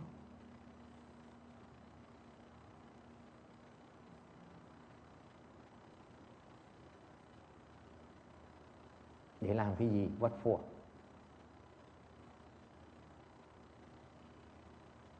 Để quý vị có thể hiểu được đại thừa. In order for you to penetrate Mahayana.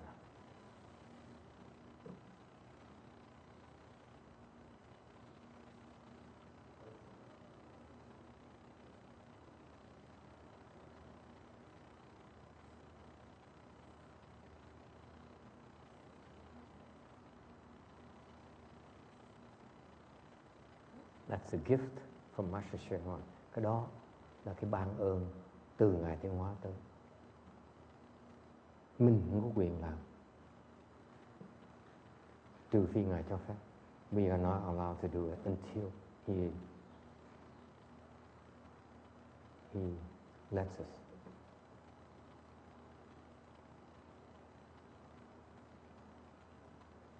Okay? Để trồng cái chủng tử của đại thừa trong cái tiềm tàng của quý vị. To plant the Mahayana seeds in you of enlightenment.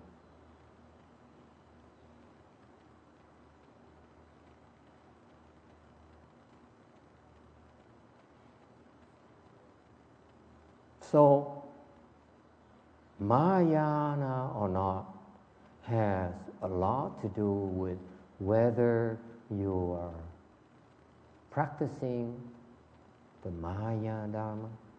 Cái đại thừa không đại thừa là nó ở quan trọng cho quý vị trồng cái đang tu cái chủng tử đại thừa là không. And number two, chuyện thứ nhì nữa, whether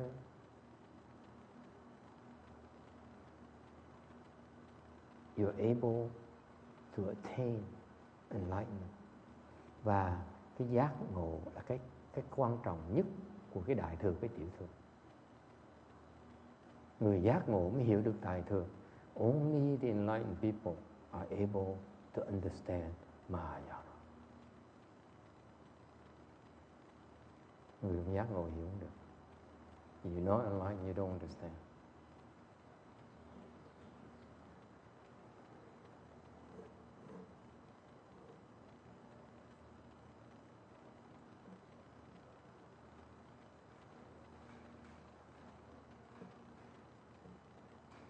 Okay? Any questions or comments? Ai kiến thắc mắc gì không? So you can decide for yourself.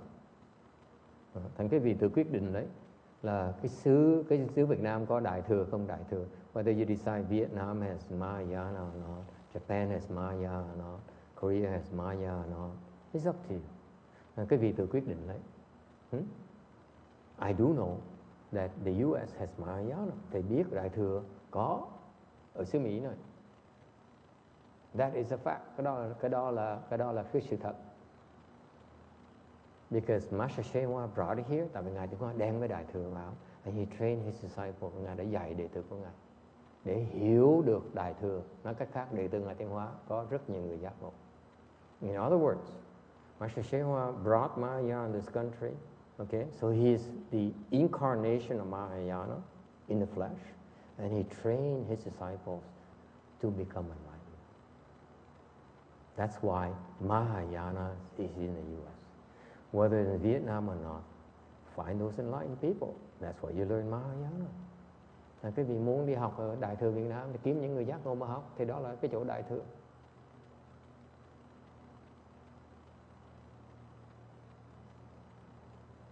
If you cannot find it, then there's no Mahayana in Vietnam. Nếu cái không kiếm được những người giác ngộ như vậy, thì ở Việt Nam không có Đại Thừa.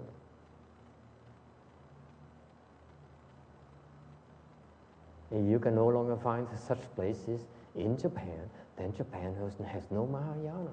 Nếu quý vị không tìm được những cái người đang còn sống mà họ giác ngộ, thì ở Nhật Bản thì cái Nhật Bản không có Đại Thừa.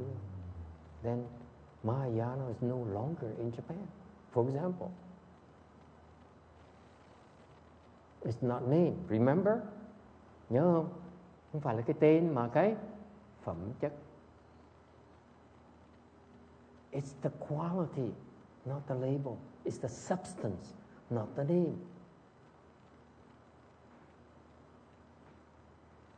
So, going back to my point earlier, thầy trở lại cái vấn đề hồi nãy thầy nói là tại sao thầy nói là những Đại Thừa Ngài Tiến Hóa Ngài đem qua xứ Mỹ mà không đem qua người Âu Châu. So that's why I said, why is the Mahayana brought to me from observation perspective, observer perspective, that he brought Mahayana to the U.S. and not to the Europeans, because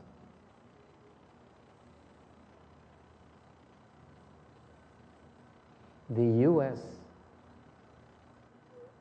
the Americans have Mahayana roots. Tại cái người Mỹ, người xứ Mỹ này đó, họ có cái căn cơ Đại Thừa. Whereas the Europeans, there's few of them. Ngược lại bên Âu Châu, những người căn cơ đó ít hơn nhiều. They're there, but they're fewer, far fewer. European is more Hinayana potential than Mahayana. You look at, there's more people who understand Hinayana in Europe than Mahayana. That's a fact. Okay? Thành đi Âu Châu bây giờ quý vị thấy là nhiều người họ hiểu về Tiểu Thừa hơn là Đại Thừa. Ở xứ Mỹ này, okay, thì có người hiểu Đại Thừa rất là sâu sắc. So in the US, there's a lot of people understand Mahayana very profoundly. If you feel your country, nếu quý vị nghĩ cái xứ của quý vị là có Đại Thừa, thì quý vị nên kiếm những cái người thầy đó mà giảng được Đại Thừa đó, coi tôi giảng Đại Thừa đến chừng nào. If you feel your country has Mahayana, you find those teachers in your country who teach in your own language and see the depth of Mahayana that they expound. That's the real proof of Mahayana. It's not the names. Cái lời dạy của ông thầy đó, khi mà giảng kinh Đại Thừa nó quan trọng hơn là cái tên của ông thầy, là ông thầy nói thầy Đại Thừa, ông thầy Tiểu Thừa. Okay? Because, for example, ví dụ, do you know that the Theravada have someone who's very famous? Quý vị cho Hằng nói cho nêu cái ví dụ cho quý vị biết. Ví dụ cho quý vị biết. Có một cái hòa thượng người Tha Lan rất là nổi tiếng. A very famous Thai monk, Hinayana monk. Okay? His name is Narada. Ngài hòa thượng đó tên là ngài Narada. Anyone heard of him before? Ai nghe ngài đó không? No one? He's one of the first authors I read in English. Ngài là một người, sách của ngài là thầy đọc những cuốn sách đầu tiên thầy đọc về Phật giáo. Look at it, the Buddha and his teachings by Narada. Kiếm cái cuốn sách, okay? It's on Amazon for $20 or something like that. Okay? And you can get it free online somewhere. Để có thể kiếm, quý vị kiếm, you can get it from free somewhere as well, printed form, because it's very famous. The Buddha Education Foundation Network, whatever, you go there, you ask for, you can give you a free copy. Quý vị tới mấy cái chỗ như bên Đài Loan, ta cho kinh điển ấn tống miễn phí đó. Thì có một cái sách là Đức Phật và những cái giáo huấn của ngài. The Buddha and his teachings. Narada, N-A-R-A-D-A. Okay? Very famous. He's a very famous Hinayana monk. Ngài là một cái vị đại tăng bên Tiểu Thừa. Thực ra đó là một vị Bồ Tát. Yet, he's an enlightened monk. So he has a cover of Hinayana. Mặc dù cái tướng mạo của ngài, cái pháp của ngài nói là thuộc về kinh điển Pali, kinh điển Tiểu Thừa. Even though the sutras, he expounded, belong to the Hinayana store. Okay? But actually it contains Mahayana seeds. Mặc dầu như vậy, tiếng Pali, chủng tử của tạng Pali, nhưng để cái chủng tử Ngài dạy những người đệ tử của Ngài là Đại Thừa, không phải là Tiểu Thừa. Okay?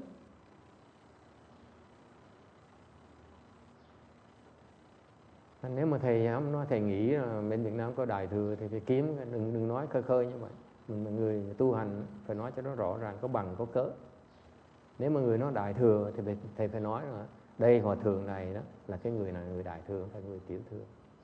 Nếu không người ta cười trên đầu thầy, người ta nói là thầy nói là thường là Đại Thừa, ok, mang tiếng Đại Thừa, mặc cái áo Đại Thừa, tự gọi mình là Đại Thừa, để giảng kinh còn thua một cái người Tiểu Thừa giảng kinh. Thế đó chứ phải là Đại Thừa, đều tiêu chuẩn. So I instructed Xian Chu, you have to be careful when you speak about these things. It has to be substantiated. You cannot claim that you so and so because you believe. It's not enough. Phải có người giảng kinh đàng hoàng. You have to listen to the teachings. Okay? Quý vị nghe người Ngài Tinh Hoa giảng kinh, làm sao quý vị dám nghĩ nó là Tiểu Thừa được? Đó là đồ Tiểu Thừa được. When you listen to Master Shehua's teaching, clearly it's Mahayana. It's all Mahayana. There's nothing Hinayana about it. Đúng không? Is that, you agree with that? Những người đã từng nghe kinh Ngài Tiến Hóa, cái gì nghe là chắc chắn cái đó Đại Thừa, không cách nào mà Tiểu Thừa được hết đó. Đồng ý không? Clearly it's Mahayana. You show me any teachings, you tell me that's Mahayana. Và quý vị biết không, quý vị chỉ cần cho thầy coi, thầy yêu cầu quý vị cho thầy coi, như thầy mới nêu ra Ngài Narada là một cái vị Bồ Tát, không phải là người A La Hán đâu. I just proved to you, Narada is a Bodhisattva. He's no Arhat. His peers recognize him as an Arhat. Actually, he is a Bodhisattva disguised as an Arhat.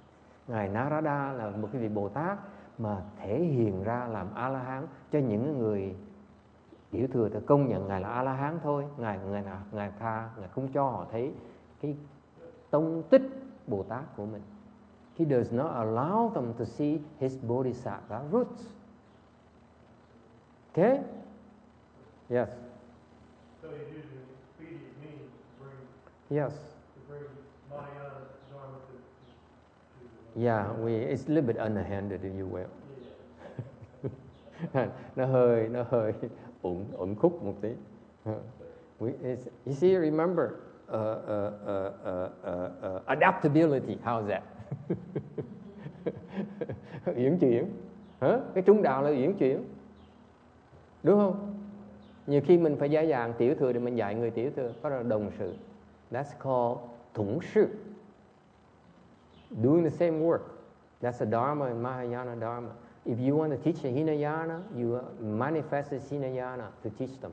Bên Đại Thừa mình muốn dạy người Tiểu Thừa, lộ cái tông tích Tiểu Thừa để dạy cho họ. Mình lộ Đại Thừa họ không học đâu. Because you manifest the Mahayana, they'll be turned off. Okay? That's a Bodhisattva Dharma. Đó là cái pháp Bồ Tát. Thành ra thầy cẩn thận, không được nói những cái chuyện như vậy. Lòng tin mình là khác. Điều lúc mà nói ra phải nói có bằng cớ đàng hoàng. That's why I'm teaching Xian Chu among all of you, as well all of you. You claim there's Mahayana in Taiwan. You tell me which one alive right now is enlightened. Nếu như quý vị nói đó, thì bây giờ bên Đài Loan có Đại Thừa thì cảm ơn cho thầy biết cái ông thầy nào đang sống, đang giảng kinh Đại Thừa, đang giảng về pháp Đại Thừa. I know in Hong Kong there's Mahayana. Thầy biết bên Hồng Kông có Đại Thừa. Why is that? Because there are monks who are still alive who are Bodhisattvas. Tại thầy biết bên Hồng Kông có những cái vị sư đang còn sống mà họ là Bồ Tát. I met them. They gặp họ rồi. Okay?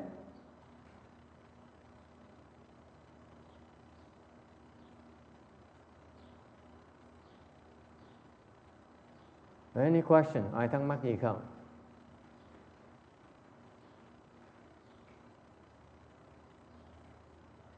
Why? Tại sao mình cái tiêu chuẩn phải là dạy cái pháp Đại Thừa?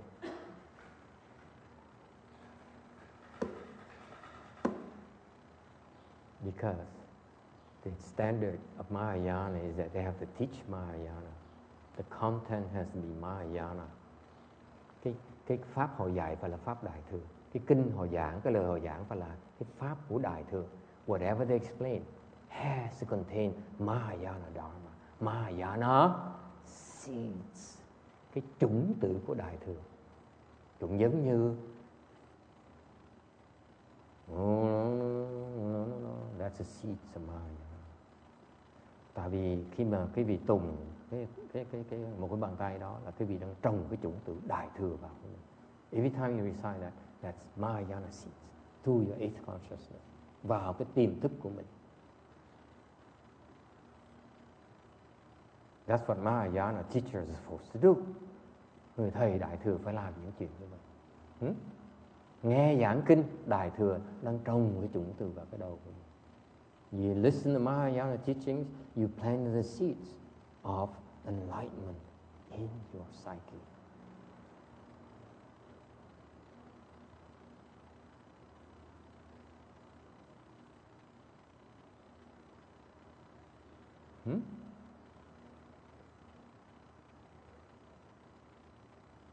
Cái người thầy mà giác ngộ rồi đó, là phải trồng chủng tử cho học trò. Đó là bổn phận của người thầy. Tại học trò không biết được, không biết cách trồng. Thầy phải dạy họ cái việc cách trồng. So the enlightened teachers, it's their responsibility to teach you and help you plant the seeds of Mahayana. It's their jobs. There's only one job. Họ làm một chuyện thôi. Chuyện quan trọng nhất của họ là trồng chủng tử đó. Yes? Okay? Any questions?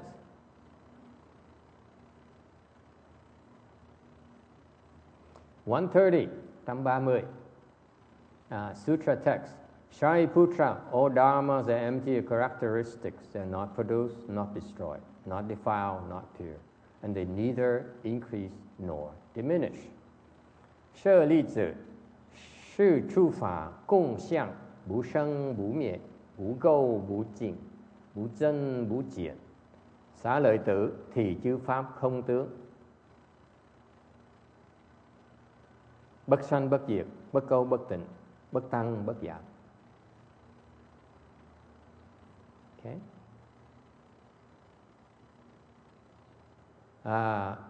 So far, this sutra, you can say that they've been teaching of the next level. So now the next level is the Saishi Dharma. Cái phần này, cái kinh nó mặc dù nó cụt như vậy, thì ra cái phần khúc kinh này là cái phần đang dạy về cái pháp của thánh pháp, làm sao trở thành thánh nhân. This is a dharma that brings you to sagely grounds in Mahayana.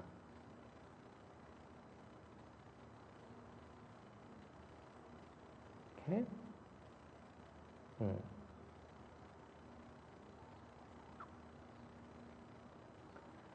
All right, so they're teaching us, he's teaching us about, first about the Arhats, and then Pratyeka Buddhas. Muốn và cái thánh chúng là sao? Là trước nhất là Ngài Đức Phật, cái kinh này giảng cái pháp để mà chứng A-la-hán quả, xong rồi cái pháp của những vị duyên giác. Okay? 132. Okay? What are the Arhats? Pháp của Đại Thừa, của A-la-hán là sao? How do you certify to Arhatship? The major dharma for the Arhats is the Four Noble Truths.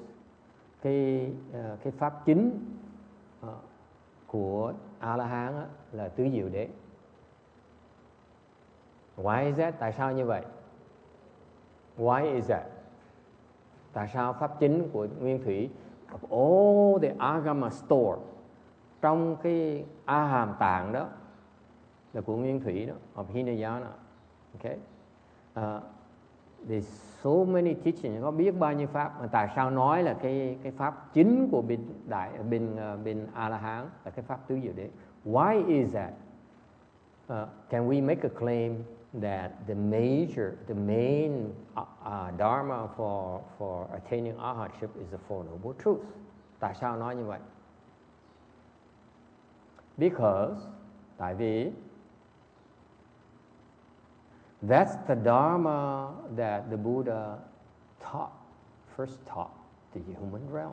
Đó là cái pháp đầu tiên mà Đức Phật dạy cho cái cõi nhân gian này, Ngài dạy tứ diệu đế. That's the first dharma he taught to his 5 attendants. Pháp đầu tiên mà Đức Phật giảng cho 5 cái vị tùy tùng đó. And that's enabled them to certify to arhatship, và khiến cho họ đắc A-la-hán quả. Okay? So the Four Noble Truths, pháp tứ diệu đế là gì? The truth of suffering. Tứ diệu đế là cái khổ đế. Number two is the truth of accumulation. Thứ nhì là tập đế. Number 3, the truth of extinction. Thứ ba là cái khổ tập diệt đế. And the fourth one is the truth of the way. Và cái thứ tư là cái đạo đế. Đế là cái gì? Đế là cái sự thật mà nó không bao giờ nó thay đổi hết. What is truth? Truth is something that will never change. Không thay đổi chỗ nào? Trong thời gian và không gian. Will never change in time or space. What does it mean? Nghĩa là sao? Bây giờ cái sự thật nó bây giờ như vậy, trong quá khứ nó đã như vậy rồi. Now, if it's true right now, it's also true in the past already. And also will also be true in the future. Và trong tương lai nó cũng là đúng nữa, không có thay đổi, không có sai. Okay? And it's true here in the US, nó đúng ở đây. It's also true in Vietnam, vẫn đúng ở bên Việt Nam. It's also true in Sri Lanka, vẫn đúng ở bên Tích Lan. Also true in Japan, cũng là nó đúng ở bên nước Nhật. Okay? So true in the moon, nó vẫn đúng ở trên mặt trăng. Also true in the Western Pure Land, vẫn đúng ở bên Tây phương Cực Lạc. Không khác gì hết. So what you learn here today about these Four Noble Truths, when you make it to the Pure Land, you learn that, oh wow, I heard it before. It sounds familiar. Khi quý vị bây giờ ngày hôm nay quý vị nghe được cái tứ diệu đế rồi đó, trong tương lai mà cô Kim Điền có cơ hội qua Tây phương Cực Lạc thì nghe Đức Phật A Di Đà giảng lại, Kim Điền will have a chance, when she has a chance, to go to the Pure Land. And then Amitabha says, you know, Kim Điền, there's a noble truth of suffering, accumulation, of extinction of the way. Kim Điền will say, oh, sounds familiar. I heard somewhere before. Maybe, yeah, great master dùng hóa. Đó mới nhớ là, Đại sư Vĩnh Hóa đã từng giảng như vậy rồi. Lúc đó, tại sao gọi thầy Đại sư? Lúc đó thầy già, thầy đã chết rồi. Why do you call me great master? Because just like Master Shri Hoa, I will be dead by then.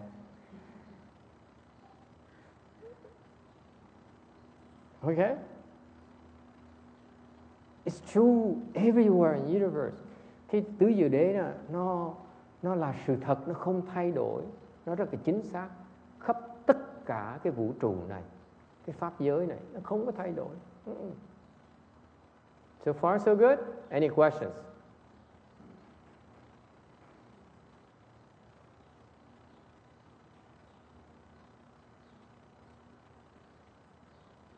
It's the one truth that when you learn about that you can count on. Cái sự thật này là quý vị học để mà biết là nó bao giờ nó cũng đúng. Đó là sự thật tuyệt đối. This is the absolute truth. For example, the Christians, they have something like the truth, right? Người bên công chúa giáo cũng có một cái họ cũng nói là họ biết cái sự thật, right?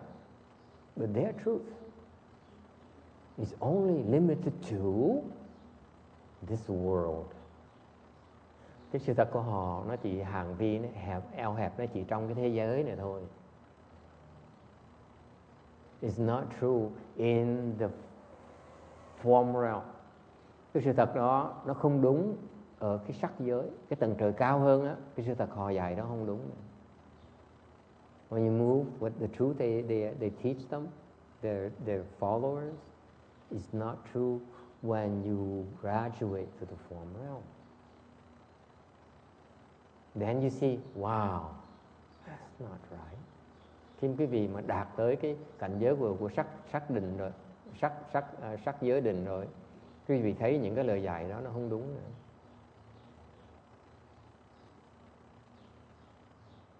Chẳng hạn như when you move up to when you born to the form heaven, chẳng hạn quý vị sinh là cái cõi sắc giới. You live to be billions of years. Quý vị sống cả mấy chục tỷ năm luôn. You live to be in tens of billions of years. Okay? Dozens billions of years. Okay? And then you see that when they say that you're born with the Christian God and your life will be forever, it's not true. When you're born to the Christian heaven, your lifespan is how many years?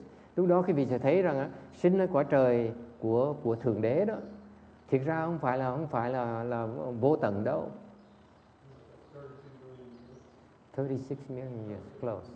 Lúc đó quý vị thấy rằng cái cuộc sống, mạng sống quý vị đó khoảng chừng 36 triệu năm, không hơn đâu.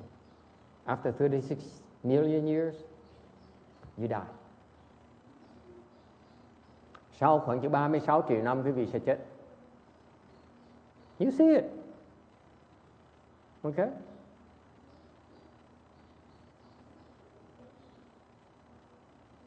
So the truth is not true. That truth, what they call, has a limited duration. Thành cái sự thật của họ nó dạy đó, học tin đó, nó có một cái hạn chế của thời gian và không gian. The truth they have has limited by space and time. So far, so good. Whereas the truth of the noble truth here will be true everywhere, wherever you go. Là ngược lại cái tứ diệu đế này, nó không bị hạn chế như vậy. Bất cứ chỗ nào, bất cứ lúc nào, quý vị sẽ thấy cái này là nó không thay đổi. So what is it? The Buddha made 3 turnings of the Four Noble Truths. Đức Phật khi mà giảng về tứ diệu đế, giảng 3 lần, chuyển pháp luân 3 lần.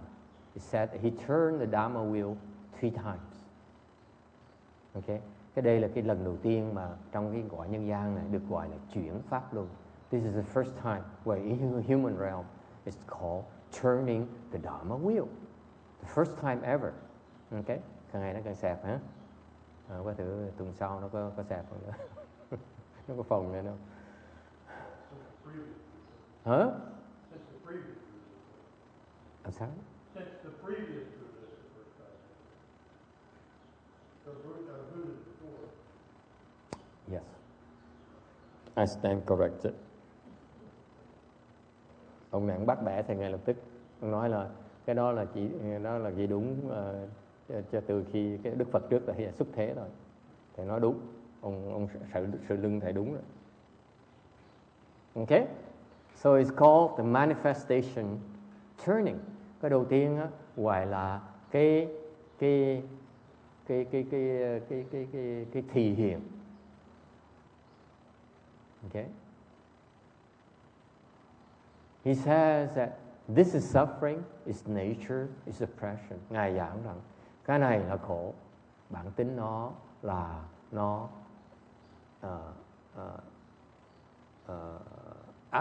áp bức quý vị.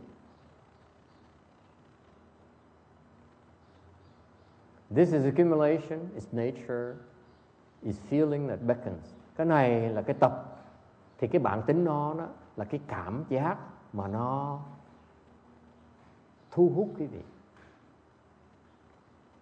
Okay? This is extinction, its nature is that it can be verified. Cái này là diệt, thì cái bản tính nó đó, okay, là nó có thể chứng được, xác nhận được, verify. This is the way. Its nature is that it can be cultivated. Và đây là đạo. Thì cái bản tính nó là quý vị có thể tu được. What does it mean? Nghĩa là sao? Một chiều nó nóng như vậy. This is so hot on sunny afternoon. In Rosemead, California, in a small temple that has even it's a tiny Buddha hall where there has no air conditioning whatsoever. Buổi chiều ở Rosemead tháng 6, mặc dầu cái Phật điện nó nhỏ xíu nhưng đều nó không có máy lạnh, nó lạnh, nó nóng dễ sợ. People are sweating, ai cũng chảy mồ hôi hết. Are you? Mồ hôi mép có không? Do I have beads around my lips? Okay. Let me explain to you. This is very important. This is suffering, it's nature, it's oppression. Đây là cái khổ, cái bản tính nó áp bức quý vị. Are you paying attention? The people who are sleeping, người đang ngủ đó. The people who are sleeping are the one who needs to listen to it. Những cái người đang ngủ gà ngủ gật đó là người đang cần nghe cái chuyện này. How can you recognize if there is suffering? Làm sao quý vị có thể nhận diện được rằng là cái khổ?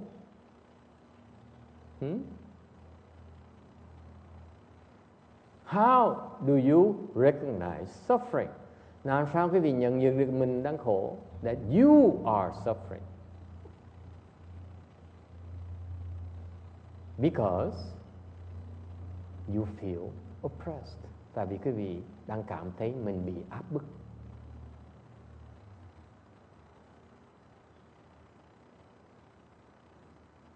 It's funny, huh? Master put so much pressure on me. Someone is thinking. Người đang nói, ông thầy này, ông sư phụ mình, ông áp bức mình dễ sợ lắm. Cái chương trình huấn luyện người xuất gia nào toàn áp bức không. Especially the left home people training program, it's a lot of pressure.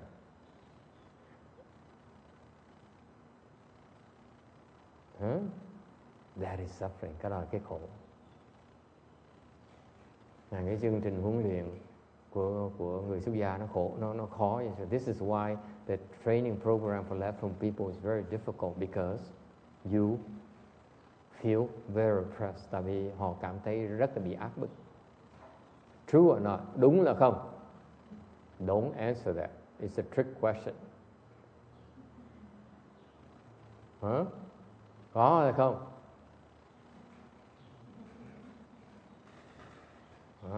You see? Why? Tại sao như vậy?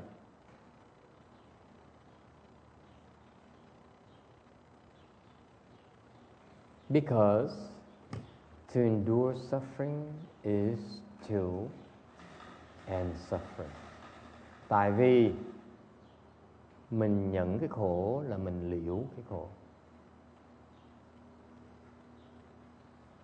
If you want to end suffering, quý vị muốn liễu khổ thì phải nhận cái khổ. Không có cách nào khác hết. There's no other way to end suffering except to endure it. Case in point, ví dụ ngồi mà cái chân nó đau dễ sợ lắm. You sit there and the legs are hurting. Okay? If you unbuckle, nếu quý vị duỗi cái chân ra, which some of you have known to do, cũng có rất nhiều người đã từng làm như vậy rồi. Okay? What does it mean? Nếu cái chân nó đau mà quý vị cứ duỗi chân nó ra, nghĩa rằng là lần sau quý vị ngồi nó sẽ đau như vậy nữa. That means next time you cross your legs, it will hurt again the same exact way. Right? Đúng không? Có ai có cái kinh nghiệm như vậy không? Anyone have such experience? Only 3 people. 5 people. 6 people. Okay? 7. That's it. 8 người. Among today of 10 people, 10 and a half. Only 8 people experience that. Okay? Ngày hôm nay có 10 người rưỡi, 10 người với đương đích, thì có 8 người có kinh nghiệm như vậy rồi. Right? You hurt so much, you unbuckle, say, enough of it today. Ngày nay là đau đủ rồi. And next week you go to lecture again, tuần sau tới nghe giảng kinh, and you still have to sit for 2 hours, rồi ngồi tiếp 2 tiếng đồng hồ. Cái chân nó bắt đầu nó đau lại. Then your legs hurt again. Week after week, tuần nào nó cũng như vậy đó. Okay? Why is that? Because you refuse to endure suffering. Tại quý vị không chịu nhận cái đau. If you were to endure it and don't unbuckle, it will end your leg pains quicker. Tại vì nếu quý vị mà nhận cái đau đó mà không có duỗi chân ra, thì cái đau nó sẽ hết lẹ hơn. It is true. Quý vị biết không? It is the truth that textbook certified, verified. Ông text này ông sẽ xác nhận cho quý vị biết. He's been with me for 8 years now. Am I correct? 7, 8 years. 7 years. I exaggerate a little bit. I round up too. I do round up a little bit. Thì ông này ông tới với thầy là 8 năm, thầy nhớ 8 năm, ông nhớ có 7 năm nữa. Okay. Thì hai người đều già, chẳng biết ai lẩm cẩm hơn ai. It's because our memory differs because of the age difference. We older, and the memory malfunctions when we reach a certain age, right, my friend? Okay. Now, it is true that over the last 7 years, I noticed that if people come and they sit like this for 2 years, after 2 or 3 years, okay, the pain go away. Những người thường tới trung bình là khoảng 2 năm chân là sẽ hết đau, ngồi không đau nữa.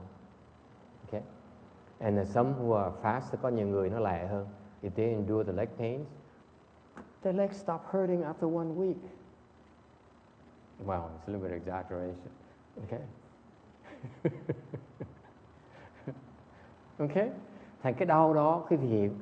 My point here is that you can spread the leg pains out over 2 years, over 1 week. Quý vị có thể trải cái đau ra qua 2 năm trời. Thì mỗi tuần đau một tí đau hơn một tí. Every week you endure a little bit more. Or you can endure in 1 week.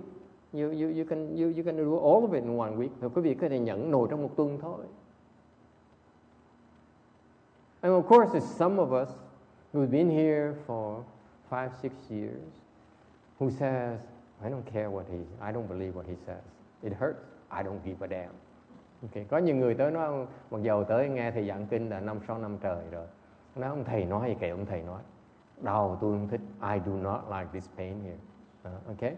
Có những người như vậy. There's some of us who are like that today. And you know what? The pain will never stop. Why not? Những người đó, cái cơn đau nó không bao giờ ngừng. Tại sao như vậy? Tại vì những người đó không chịu nhận cái khổ, nhận cái đau. Because they are not willing to endure the pain. The point is that you cannot end the pain unless you're willing to endure. Cái sự thật là quý vị không thể nào liệu cái đau đó trừ khi quý vị sẵn sàng mà nhận. Anh đừng có ngồi đó nói thiền, tôi thiền mà đau chân tôi không thích, thầy phải kiếm cách nào mà đừng có chân nó đừng có đau tôi mới thiền. So a lot of people come and say, Master, I love your chant Dharma and everything, but you should teach me a way so that I can end my leg pains without, a way for me to meditate without any pain, do chant without any pain. And the truth is that cái khổ đế thiệt sự là cái đau đó là thiền. The truth is that the pain in the legs is actually chant. Because that oppression there, okay, is the proof that you are undergoing suffering. Cái áp bức, cái việc lúc mà cái chân nó đau đó, cái việc áp bức muốn bung nó ra đó, the pressure, the build up for you to unbuckle your legs is called oppression. Cái mà quý vị nó khó chịu dễ sợ, muốn bung cái chân ra, cái đó gọi là bị áp bức. That is suffering. Cái đó là cái khổ. Và trừ khi quý vị sẵn sàng nhận nó không bao giờ nó hết. Unless you're willing to endure it, it will never stop. Ever. And that's why my teacher says, to endure suffering is to end suffering. Bởi vì Ngài Tiến Hóa có những tổ sư mới dạy rằng nhẫn khổ là liễu khổ, nhẫn đau chân là hết đau chân. So the Master Shenhua as well as the patriarchs have always taught to endure suffering is to end suffering. To endure leg pains is to put an end to the leg pains. There's no other way. Không cách nào khác hết. I'm sorry. I've been teaching for 10 years now. 9 years. Okay, 9 years. Okay. Thầy dạy 9 năm trời rồi. I have yet to find another way to end the suffering without enduring suffering. Thầy dạy 9 năm trời mà chưa có cách nào, tìm được cách nào mà có thể liễu cái khổ mà không cần nhận cái khổ.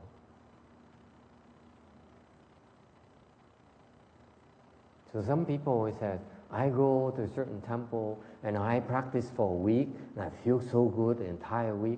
Có nhiều người nói với thầy, có một số người nói với thầy, nó rủ nhau nói, trời ơi, tới cái chùa đó tu, trời ơi, tu một tuần luôn, nó sướng cả tuần luôn. You go to the week, that temple and it feels good the entire week. You know what? They're not ending the suffering, they're prolonging the suffering. Những cái người đó đang kéo dài cái khổ của họ. Cái pháp đó là pháp kéo dài cái khổ của họ.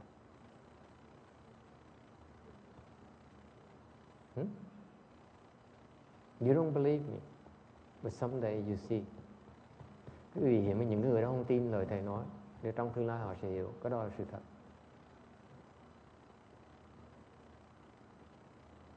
My master never said avoid the suffering. Ngài Tiến Hóa, ân sư của thầy, không bao giờ nói là con nên tránh cái khổ, không bao giờ. Mà làm sao mà có thể đệ tử của Ngài mà nói quý vị có thể tu mà không cần khổ, nó có chuyện đó được. So as a disciple of his, okay, who understands his dharma, how can we possibly tell you that we can put an end to suffering, to the pain, without enduring it, having to endure it?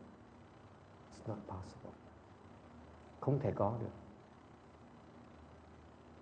It cannot be done. It will never happen. I stress. Nó không bao giờ xảy ra được. Nó đi ngược lại cái nhân quả.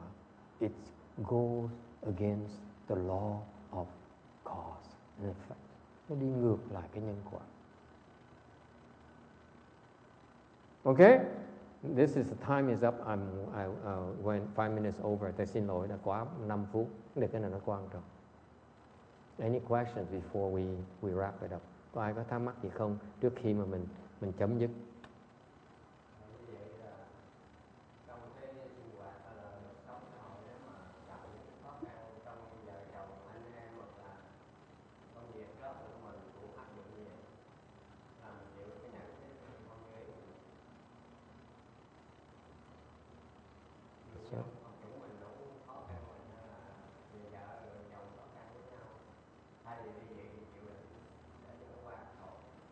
So the question Master Hsien Chu says, what if for daily life, for everyone, if you encounter difficulties, then whether it's with your spouse, okay, or with your job, at work, then to endure and put an end to the suffering.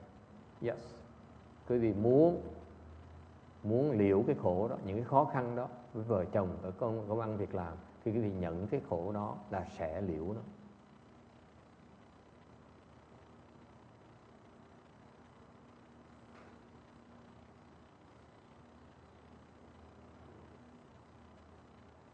Okay?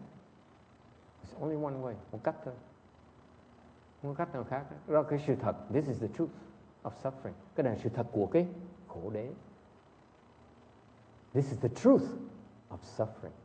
How to end suffering. Cái phương pháp mà để chấm dứt cái khổ là phải nhận. To end suffering, you must endure.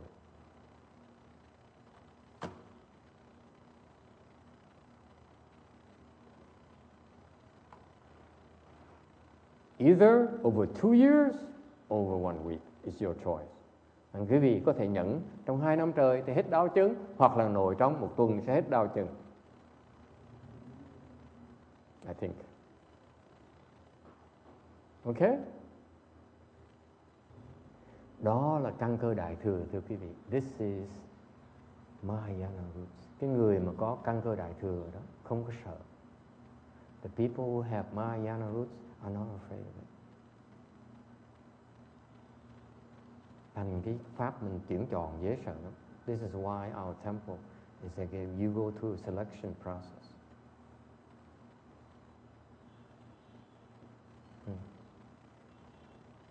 Okay? Okay, very good. Let's stop here. Thank you for coming. Ngừng lại ở đây. Chúng ta hồi hướng công đức.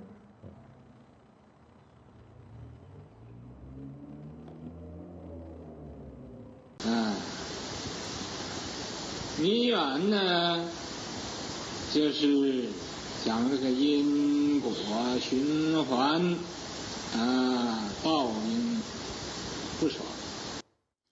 Being confused about conditions is to discuss the cycle of cause and effect, i.e., retribution will not fail. Change it.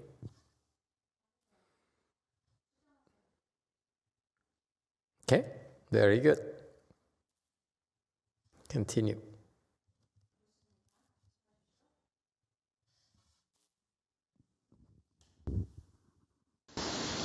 迷境呢，就执照这个文章或者这个典籍也是书所有的一切就是经书之。Being confused about sutras, scriptures, is an attachment to articles and classical literature, i.e., books, all kinds of sutra books and such.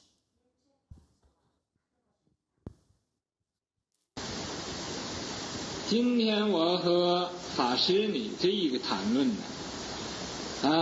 这真可以了然天人的大道。From today's discussion with the Master, it really gave me a clearer understanding of the great Tao of heaven and human beings. Yeah, don't do Tao. Tao is there. Tao, it uses a D. Yeah. It's...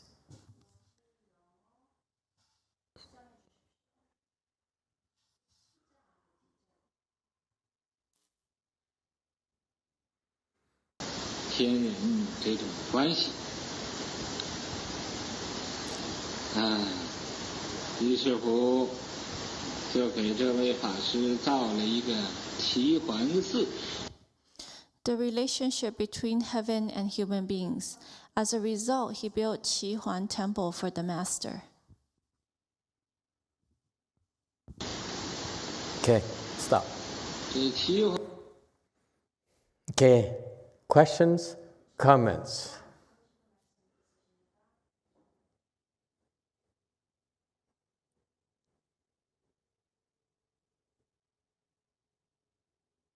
You have no questions? Seriously? Back there. Master, so back to the slide. Which slide? 19 and 20 is that if you were to teach other people not to kill, become vegetarian, or be filial to your parents, you don't have to be filial, then you already become filial and become vegetarian. So does that mean that I teach other people how to cultivate, I don't cultivate, and I'll become enlightened? Yeah, basically he's saying that if you teach other people to cultivate, you don't have to cultivate. That's what it sounds like to me as a Westerner, educated person. Huh? I think only if you're an emperor. Only if an emperor. Yeah. But I'm an emperor in my family. I teach my family. He's talking to an emperor. I'm emperor in my family. I'm sorry, ma'am. You may not think so, but I'm an emperor in my family. In the Chinese, it says all commoners. 你教老百姓都孝顺父母。 Yeah. 老百姓。老百姓 is my family. No, it's not. No, you don't get it. There is a sphere influence. Emperor is big. I have an influence on my family. I think the number counts. The number of people counts from this context when I read it in Chinese. No, it doesn't. Your number is too small. 老百姓 is too small. It should be 千百姓, 万百姓, 亿百姓. Yes, there's a question there in the back. No? Okay, no questions, no comments. 7. Oh, thank you, Master. The one part where it says about the focusing too much on causes and conditions, causes and effect, isn't that like the Pratyeka Buddha method of reaching like Pratyeka Buddhism? To focus on cause and effect? Why is it not good? Yeah, it matters. What are you talking about, you sacrilegious person? Cause effect is a universal rule. How dare you question cause and effect? Yes, 4. Master, I sort of agree with Wenbo Shenxing. When Heng says it is a few people that he's going to affect, when the emperor says that he's affecting his whole, the whole kingdom, all his people. When Master says that you're affecting all your disciples, that's a lot of people. But when Heng says it's only a few people, so it doesn't have the same meaning. Go ahead, Master, so if Donald Trump tell you to cultivate, meaning that he's become enlightened?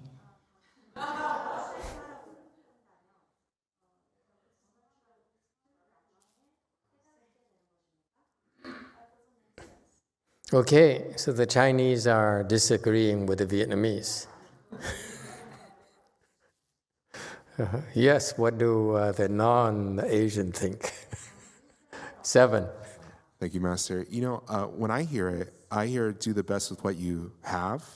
And when they say that the emperor has awesome virtue, that it's the same type of thing you were saying before with the vows to save all living beings, that this is an instance in which you take on the mind of an emperor to make a great decision to help as many people as possible. And every person that you do help is an example of an awesome virtue. Okay. Makes sense to me. Anyone else has any problems? Yes, number 4. From Jane, 区名, 百姓 means 100 surnames. 老百姓区名 his people. Okay. Same thing. I stand my ground. He has his people. I have my own family.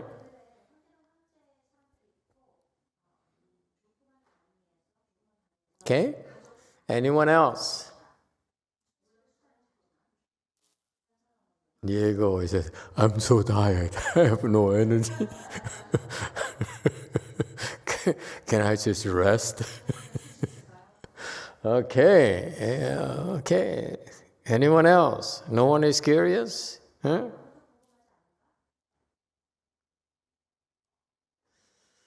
Okay, let's shelve it for... Yeah, 6? Master, I was wondering, does that mean that, let's say we have children and grandchildren, and if somehow we're able to influence them or help them in their practice, that then we receive blessings? Yeah. Yeah, that's what the Gung Ter Kai, Indian monk, was saying. You don't have to do it. You just have to put more emphasis on teaching others how to do it. Similarly, like I say, I'm too old, I'm too busy, so you do it. You become enlightened. Then I also become enlightened. That's my cultivation.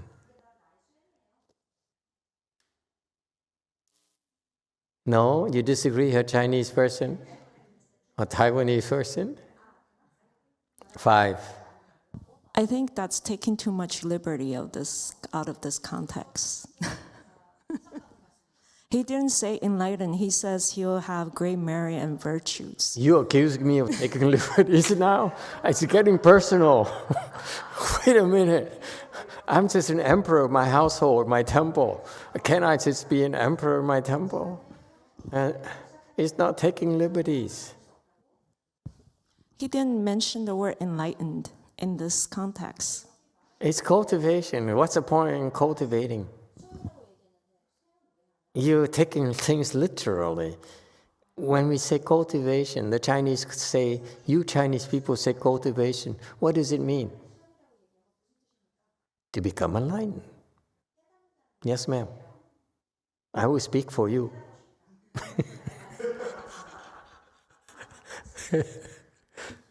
Yes, Master. You may disagree, but when we say xiu xing, the Chinese say xiu xing, cultivate, it's for purpose, but it's implied. When they say cultivate, is to become enlightened. But the Chinese culture is very subtle. They're not as explicit as us. We are crude. They say, hey, what's cultivation? What for? I say, hey, don't you get it? Oh, you're not Chinese, oh, by the way. So for the Americans, they say we cultivate to become enlightened. But for the Chinese language, cultivate means enlightened, to become enlightened. That's implied. Yes? So what he said is not unreasonable. Go ahead, Q&A. What a lively discussion. I discuss my own subjects. It's okay to disagree. It's okay not to agree. Yes, Q&A. Phật, thầy con không hiểu, có thể là cái lời chỉ dạy của vị tăng này quá cao siêu, hay là cũng có thể là lời dạy của ngài không có đúng theo con nghĩ. Nó có một trong hai trường hợp đó, nhưng mà thường thì mình phải làm thân giáo, là mình phải làm trước rồi mình nói sau, chứ mình nói cho thiên hạ làm mà mình không làm thì con thấy nó không có được suôn sẻ lắm. Amitabha, Master, I might not understand the teaching of this highly Sanghan. Maybe because his teaching is too superior, so that it might be right or wrong. So to me personally, I think that you have to 身教, like you personally cultivate first before you tell other people to do so. Yeah, cool technology. You can look at his eyes, his face when he's talking. Way in the back there. I only see like a shadow because the lights are so bright here from where I sit. But now I actually can see his eyes in his glasses. He has no hair. So how cool technology is. Okay, anyone else? It's so cool. Yes. He's right in a sense. Oh, now Diego is woke up. You're bad. role model for Ron. Fourth day, Ron can look, in 4 days I can lie down like him. Yes, go ahead, 3. Thank you, Master. I think, like for example, in my case that I'm cultivating right now, and my wife, she's taking care of all the things in the house. So I was thinking that she may have a lot of blessings because she's helping me be here. She won't be able to cultivate now, but she's planting the seeds for doing it in the future. So I think that's what happens with the emperor. He's helping all of his subjects, so he's planting the seeds that in a future life he will be able to really cultivate. Yes. Okay. Speaking like a smart politician. Anyone else? Isn't it interesting? It makes sense to me. Go ahead, Q&A. Con nghĩ cái lời khuyên của vị sư người Ấn này đó là nó không có chấp vào tướng. Bởi vì khi mà một ông vua mà dùng cái đức trị để cảm hóa muôn dân thì cái đó nó quan trọng hơn là cái chuyện ăn chay hay là ăn mặn. A Di Đà Phật.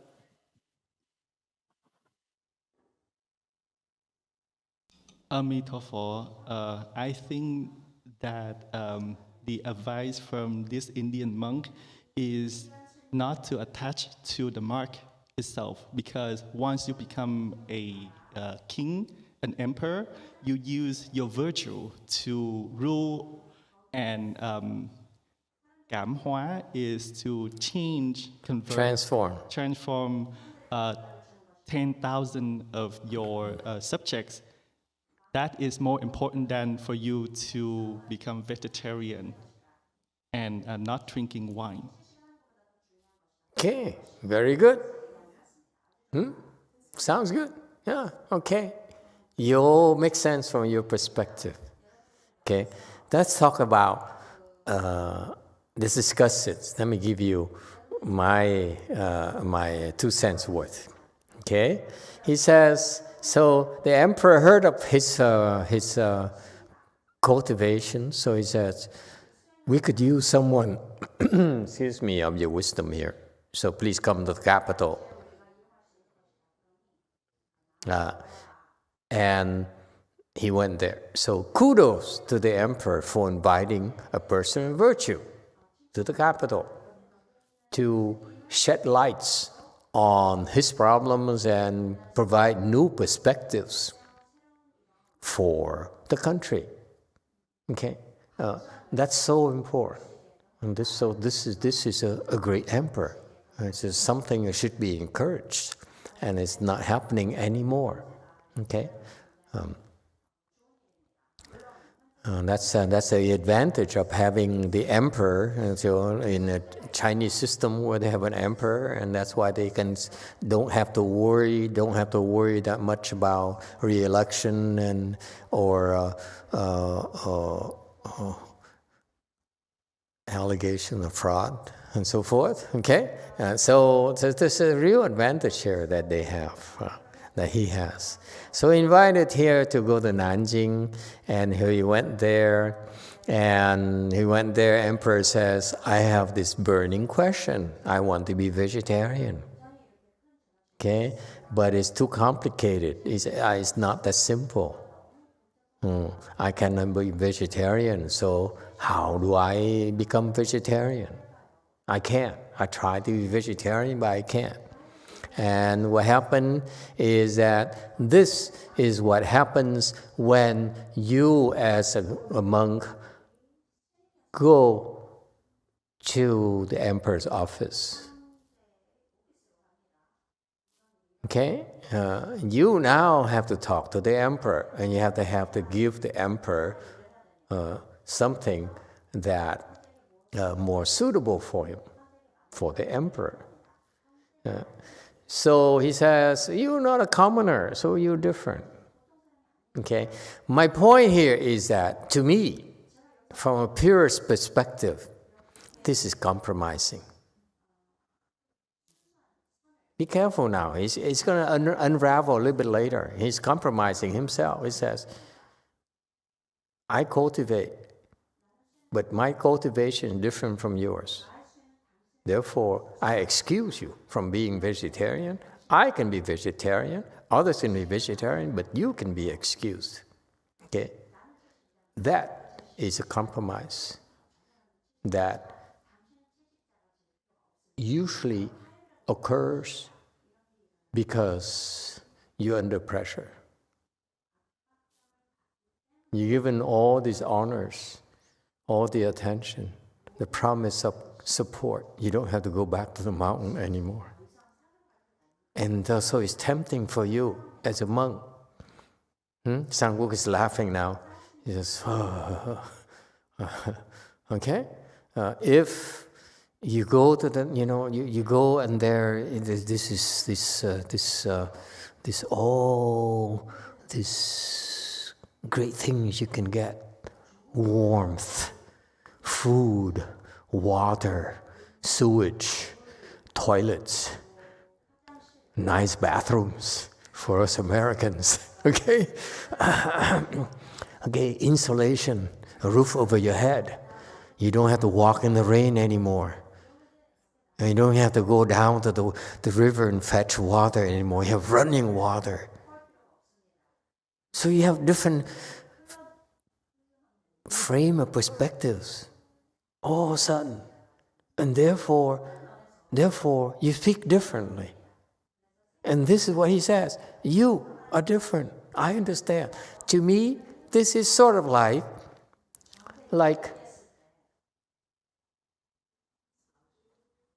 parallel, the parallel worlds. Okay? I cultivate, we cultivate, but you don't have to. But your cultivation is different. Why does it have to be different? Are you kidding me? So you're exempt from the commoner's cultivation? So, since when is Buddhism discriminatory? He says, I teach you differently from the next person. Because you're different, because you're better, because you are higher status. That's what you run the risk of making your Dharma look like. You have a Dharma that serves the emperor and make it more convenient for him when the commoners still have to suffer.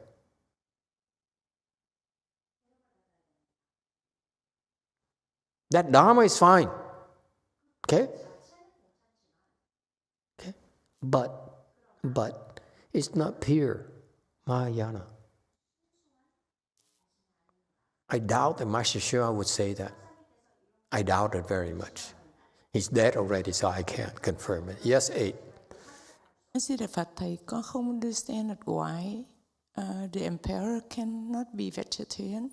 I think. Well, it doesn't matter. The reason is that he says, I can't. It's too complicated. It's too very difficult for me. And the guy immediately says, I understand. I understand where you're coming from. Don't worry. You're exempt.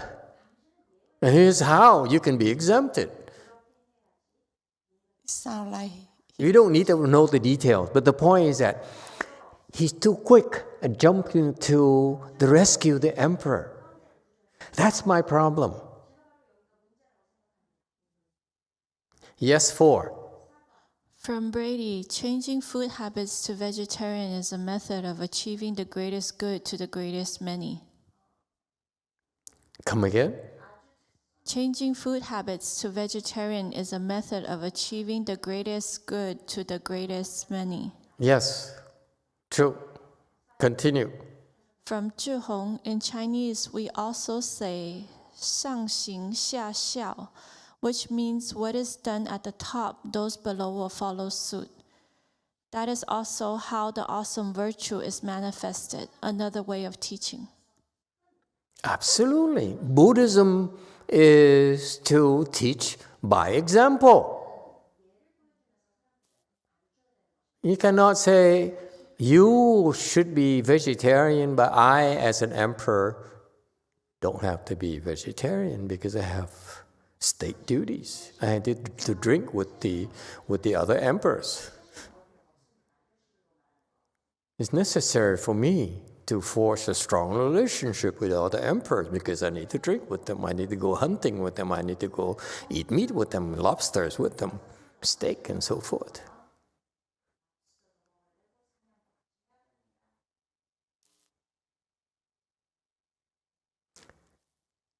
When you're not enlightened, like the emperor clearly wasn't, you cannot have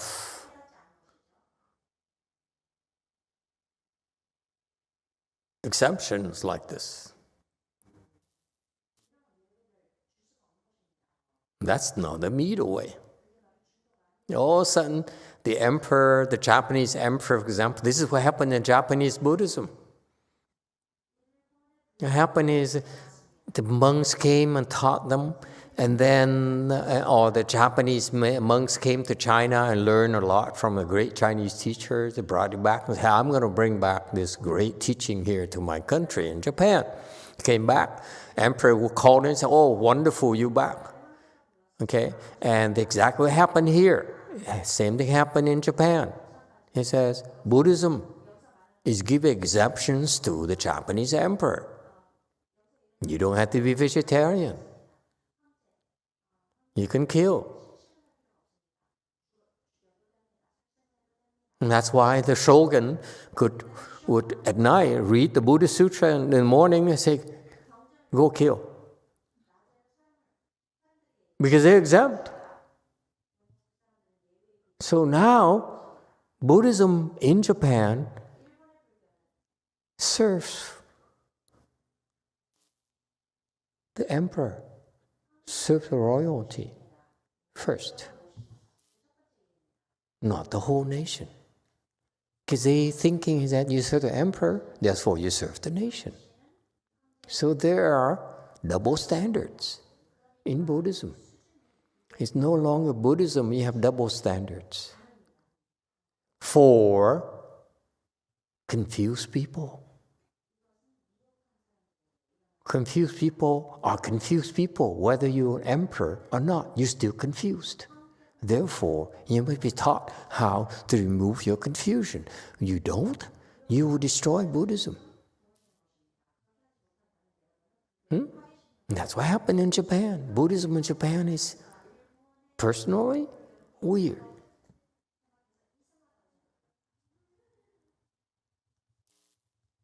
The double standards for confused people. The emperor's confused, but no, since you're emperor, therefore you exempt all these things, therefore you never become enlightened. If you never become enlightened, how are you going to be able to sponsor Buddhism in a proper way?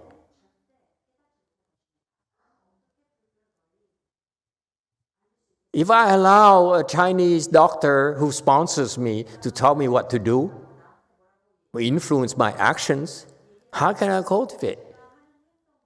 I'm asking you. It's a very fundamental question. If I need to answer to you. I need to answer someone who pays for my bills. That's bound to happen. Yes? This is why the Chinese Chan masters would not go to the capital city upon the emperor's invitation. They say, hey, it's not going to work for me. I can't teach you. You're looking for a dharma from me to suit your needs as an emperor, not as a confused emperor. You see the angle here is that he's confused emperor. And this guy here is giving him exemptions for an enlightened emperor. You understand? You're an enlightened emperor, you don't have to be vegetarian. You can eat anything you want. I can't care less. But if you're confused and you want to become enlightened, become a better emperor, you better be vegetarian. Is it clear?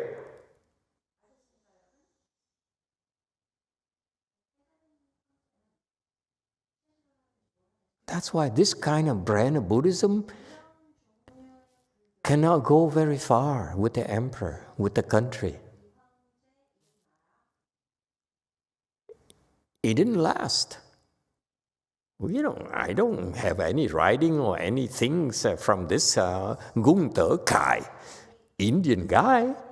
If he has it, I would throw it in a trash can myself.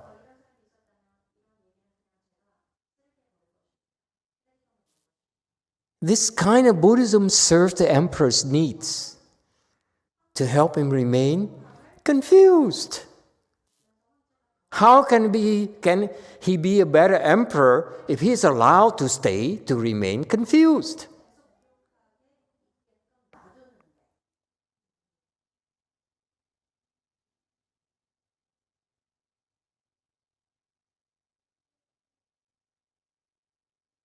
This is not a popularity contest.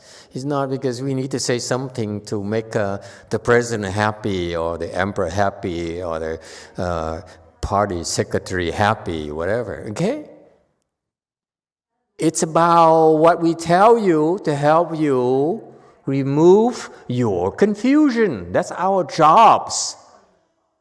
Not to perpetuate your confusion. Because this guy, the emperor, started with a good intention. He says, I want to remove my confusion. I feel that being vegetarian is a good thing for me to get started. Instead of encouraging it, he says, no, you can be exempted. That's what you say to emperors, to please them. You're special, you're exempt from this. You're not as confused, Your confusion will go away eventually. It's a sales pitch. This is what this guy is doing to the emperor. That's why the emperor, so happy, he says, I will build temples for you.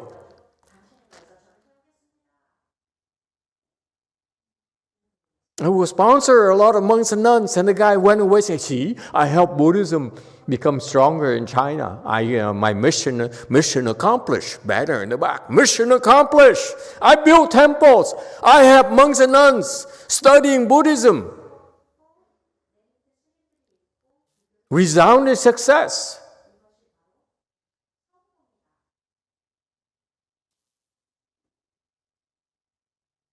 Can the monks and nuns who depend on such money, such temples, become enlightened, you think? Have you thought about it? Huh?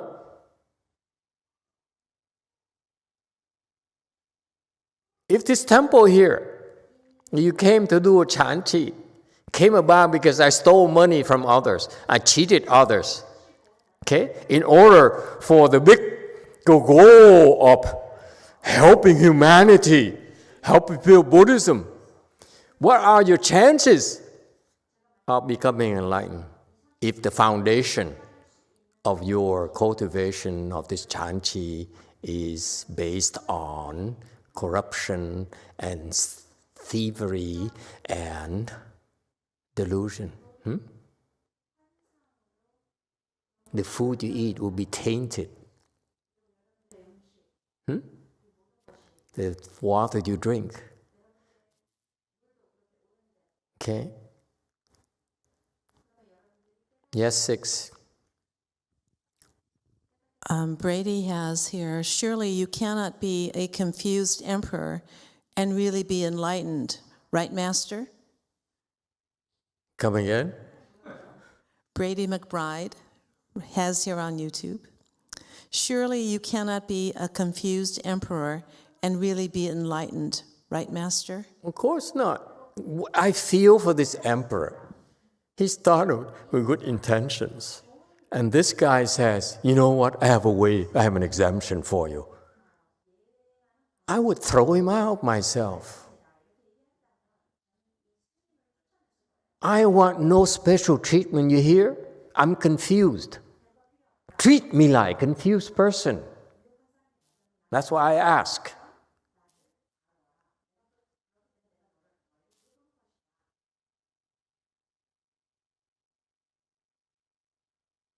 It's important because when you come to a temple, okay, you know different with this emperor here. He says, I want to be vegetarian. I want to open my wisdom. I want to cultivate, okay? And because you drive a nice car, and we notice it because you have cameras here in the parking lot, I say, oh, look at that. Who is that? It's Vicky, Lexus, SUV. Okay? So, treat her differently. You know, I remember I was at Blue Mountain Temple.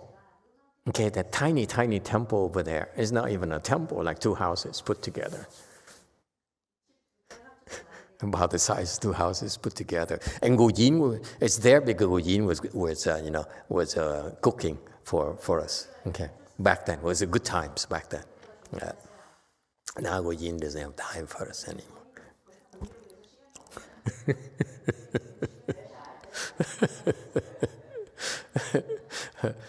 So I remember we were very poor, and no one took us seriously. And because the relics came, and so I think it's a Vietnamese gentleman family came to our temple because they heard of the relics. So they asked, can we see the relics? Okay, and whatever.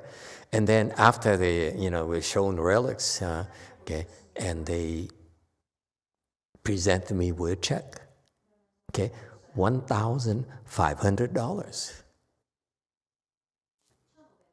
Okay, immediately he wrote a check.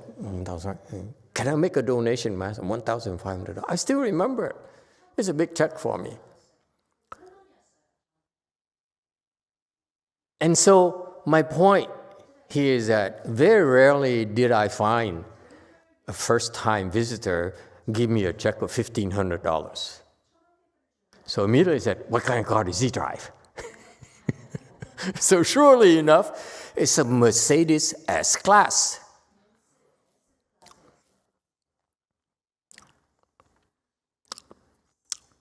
$5 something, it's not even $4. So my point here is that they do things to expect special treatment. So what did I do? I took a check, I put it in my pocket, and it's only later I found out $1,500. I usually take a check and put it in my pocket, okay, to show, oh, thank you. Okay, I don't go like this. Because if I go in like this, I'd be, oh, thank you so much. Okay, so put it like that. And later, that's when I found out the amount. But he was disappointed. It showed in his face. I mean, he said, like, is that all? Thank you, that's it? No tea? You're not going to talk to me? Seriously? I just spent $1,500 for nothing? You got my point? This guy expects special treatment, and the monk gave it to him immediately.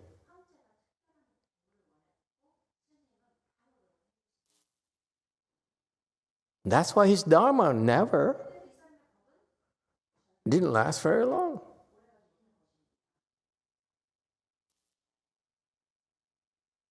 Because he's serving the elite. Yes, 3. Thank you, Master. So we can say that he climbed on conditions? Yes, exactly. That's what Master Shinhua said. Don't climb on conditions. You cultivate. When you're a monk, you better climb on conditions. Because I said, S-Class only? Come on, if you're rich, you come to my temple, at least drive a Bentley. then I pay attention to you. No one yet. That's why I'm saying Bentley, okay? When the next guy drives in Bentley, I say, only a Bentley?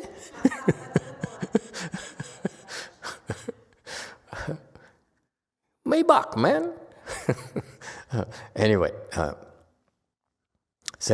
so he says, the emperor wanted the 5 priests vegetarian or eat meat, and then Gung Te Kai immediately says, I give you an exemption. You are the exception. Of course, you are the exception. I will exempt you from it. Here's the problem. This is why the virtuous Chan masters refuse to go to the capital city to see the emperor and talk to the emperor. Because you go there, you're bound to do this.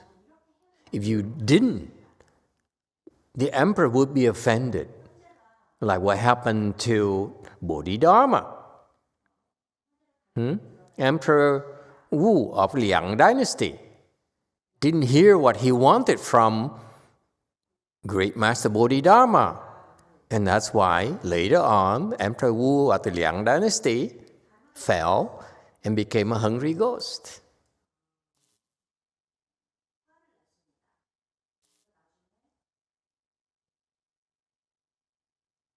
His mistreatment of Bodhidharma precipitated it.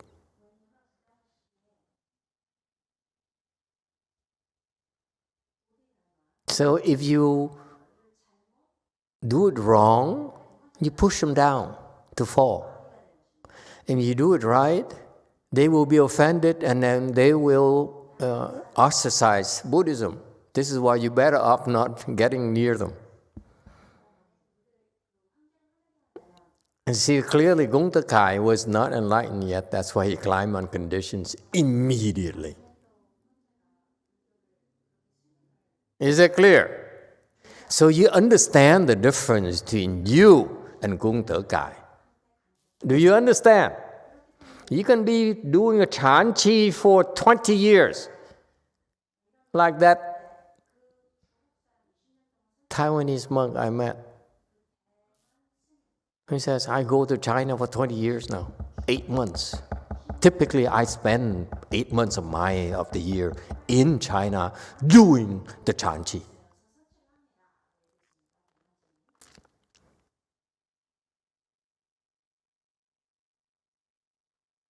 But if you do that and you don't have the proper foundation, you can't get very far. This is why you should be so grateful. This is why every evening, morning ceremony, evening ceremony, what do we do? Say, do not climb on conditions. Because if you do, you may be practicing for 20 years, okay? But your doctor supporter calls, say, hey. And you climb on conditions, all your merit and virtues are gone.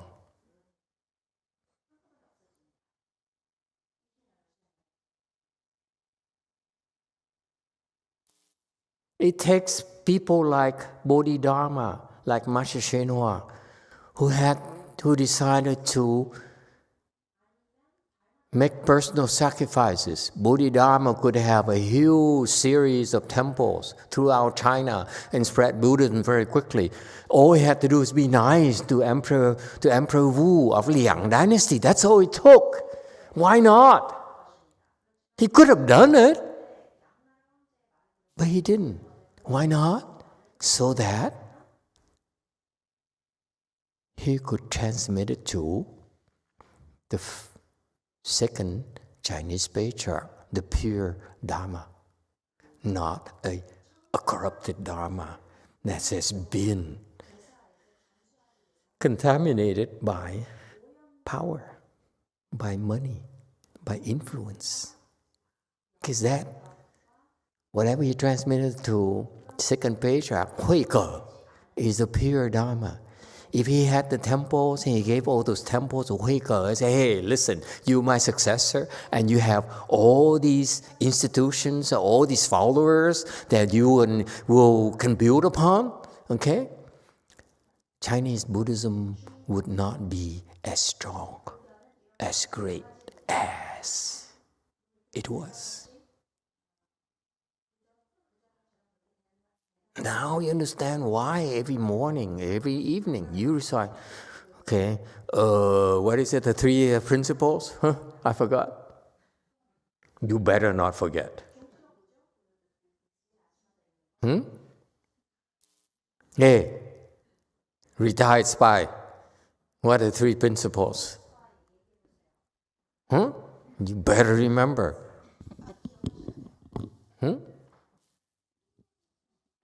Mô Phật và Thầy. Mình Quảng Ngân muốn nói thì cũng hơi dài nữa. Giống cái ông sư này đó, ổng mà bây giờ kể về cái ông sư này, ổng ở Ấn Độ, ổng qua mà ổng nói chuyện tiếp xúc với cái ông vua Đế Thích này đó, là ổng cũng có một cái định lực. Rồi cái người ông vua này đó, ông vua Đế Thích này đó, thì ổng cũng có một cái nước của ổng, đó là cái quyền lực của ổng rất là mạnh. Mà ông vua này đó, ông sư này đó, thì ổng mới khuyên ông này, bây giờ ông á, làm tốt, làm cái gì đó là ông miễn phí hết.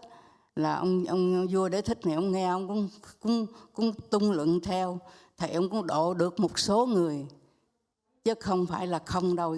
Mà cái ông sư này đó, ông cũng độ được cái ông vua Đế Thích này nữa. Mà rồi đó còn muốn đi vô sâu thêm nữa đó, thì muốn lên tới đại thừa đó, thì cái đó là thầy thì để tùy theo cho ông tu thêm một cấp bậc nữa. Thì ngồi nghĩ thầy này, cái ông sư này đó, thì ông cũng có một cái định lực mà để ông độ cái ông vua Đế Thích này. Ông vua Đế Thích này đó, là ông một cái nước đó, là ông cái quyền lực ông rất là mạnh, biết không? Ông muốn người ta sống là sống, muốn người ta chết là chết, muốn người sao. Mà ông độ được cái ông này đó, ông khỏi ăn chay, ông miễn phí rồi này kia, là cũng một cái tốt của cho một cái đất nước này. Thì ông sư này ông cũng độ được cái ông vua Đế Thích này những cái giống ngày Hòa Thượng Tuyên Hóa vậy đó. Nói ông Bút đó, cha Bút đó, ông á, bây giờ muốn nghe lời tôi đó, thì ông trong vòng 4 năm cái tiền lương này ông lãnh, mà ông có dám làm không?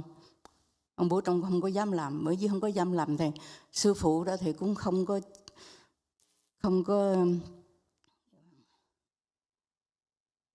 có cho một cái quyền lực, không có cho một cái quyền lực cho ổng để cho ổng thấy. Mô Phật.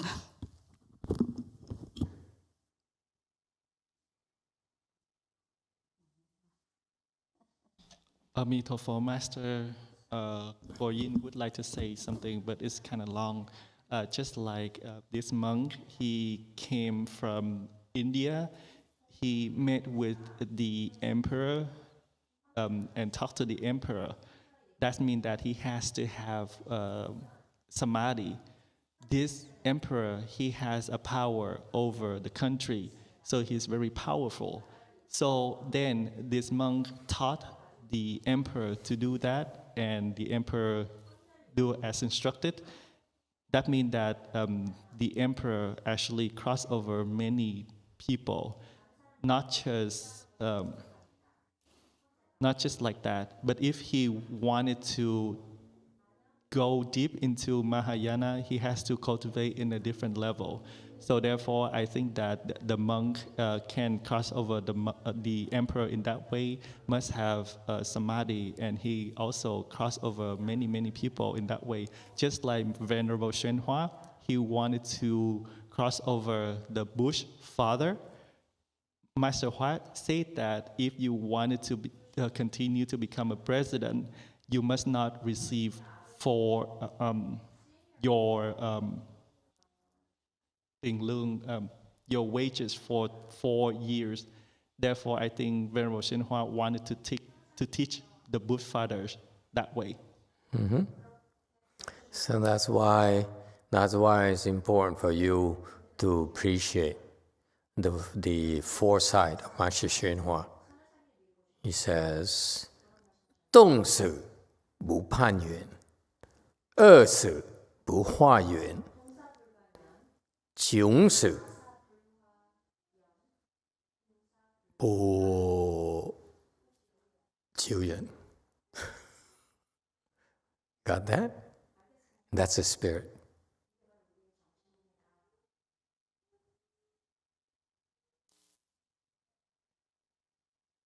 And that's why I commend the second patriarch. That's what he's doing. It got transmitted to the second generation. Because Master Shenhua had to make sacrifices in order for that to happen. Okay.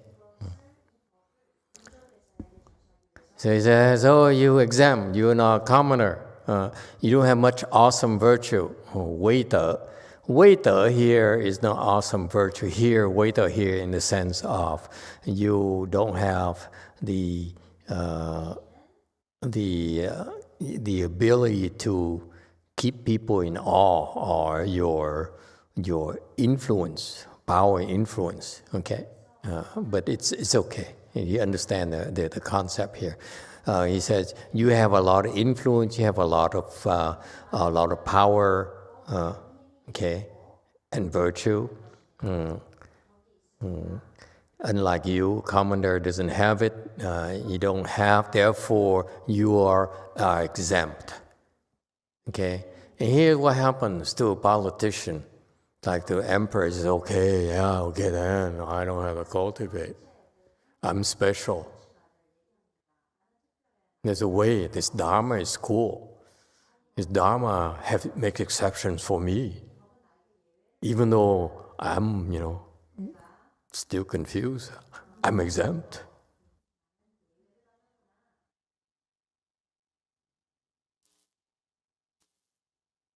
I have a problem with that. When I listen to this, I say, oh my God, this really hurts.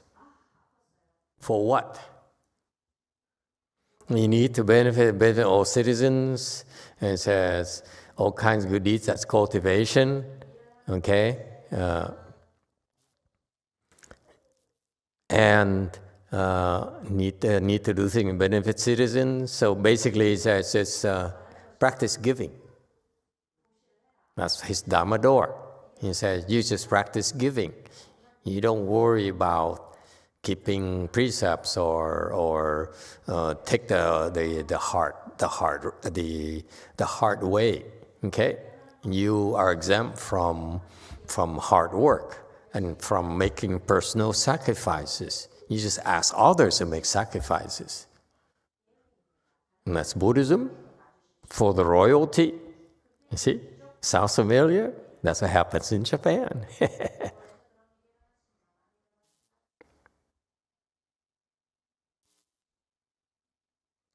You can decree policy benevolence, only do policy.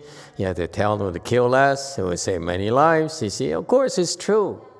And this is a sales pitch from a monk using the Buddhist principles disguised as Buddhist instructions. It's just a sales pitch. This emperor says, I want to cultivate, I want to be vegetarian. Can you help me? He says, no, you don't have to be vegetarian. It's too difficult for you. Well, you know why not? Because you are special. This is what I, as an emperor, hear from what this monk was telling me. I'm special. Continue to be special.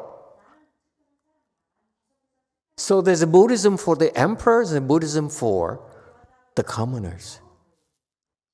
Isn't that cool? I stick to the Buddhism for the emperor.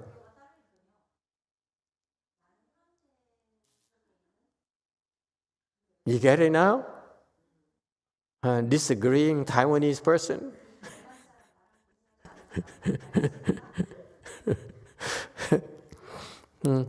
See, so now because you are one, and you only have to worry about yourself, worry about the 老百姓, the 1,000, the 10,000, the 10 million.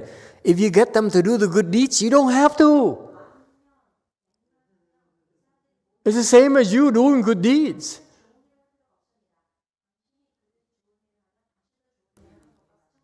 Yeah, so wonderful. Buddhism can be so wonderful. Get you to cultivate. I don't have to cultivate because I'm the emperor. So I am the head of family. I don't need to cultivate. You woman, go cultivate. You children, go do Chan Chi and so forth. Okay? And you do become enlightened. I can also become enlightened then. Yes, 7. Thank you, Master. In other talks that you've given, you've emphasized that for lay people, there must be a middle way. And when I see him talking to the emperor, I think of him as the ultimate lay person. He has to take on the responsibilities of every type of lay life, be it a soldier, a cook, a guest, host, everything he must do that a lay person might have to do. And so I see him giving Dharma of, like you said, giving in any way that he can because he's so entrenched in the lay life. What would be his middle way? What is what? What would be the emperor's middle way? Be vegetarian. That's a middle way. The middle way means that when you're not enlightened yet, there's a way for you to become enlightened. After you become enlightened, and then your way is different.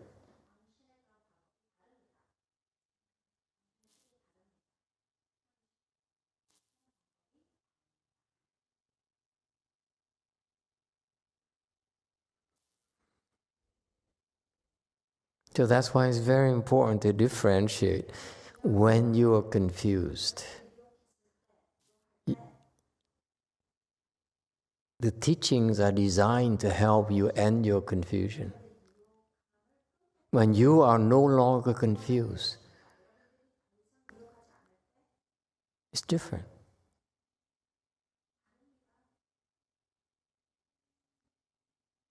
Okay? So this emperor is confused, so he can only have to teach the commoners not to kill, therefore he's being vegetarian. What kind of Buddhism is that? I never heard of any such thing. You teach all commoners to be filial towards your parents, then you can go ahead and kill your parents.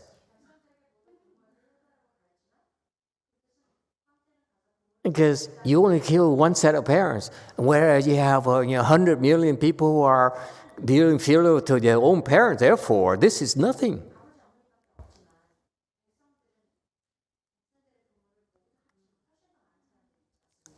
And you ask commoners to change from good to evil, evil to good, and that's you as well.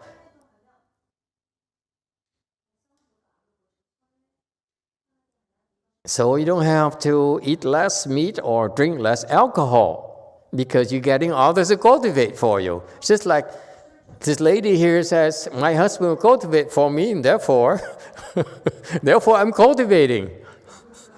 Duh. Sounds good?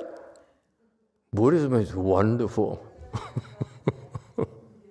As long as you order a commoners to him doing evil and doing good, then this is your own cultivation.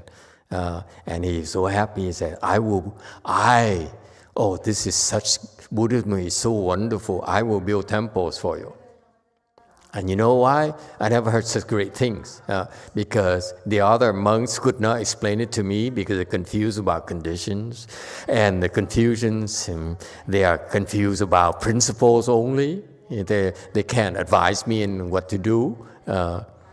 And what is confused about conditions, I talked about, the cycles, the cause and effect, retribution will fail. Because, hey, I'm exempt.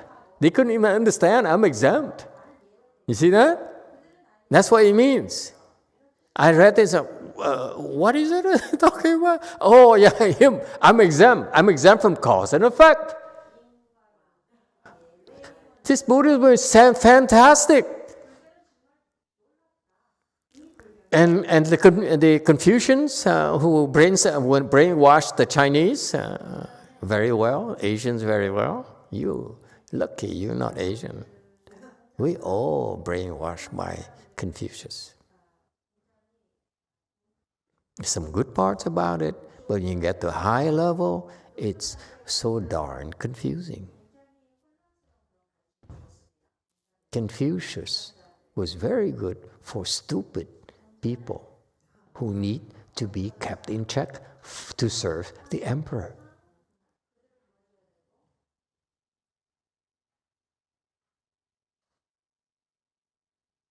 You guys are lucky. You know, you're not Asian, trust me.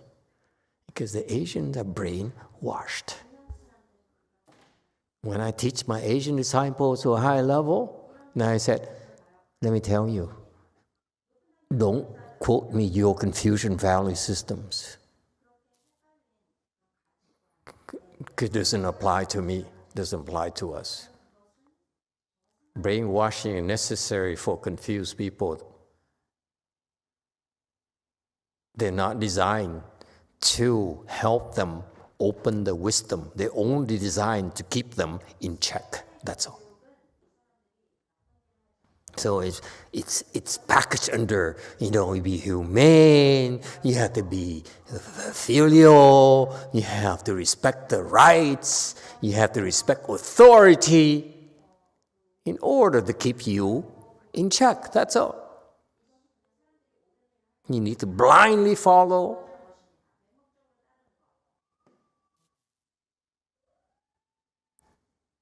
Okay, so that's why they have a lot of articles in classical literature, and they say these are the principles of humanity, humaneness, of etiquette, and so forth. Okay, I'm not saying they're not important.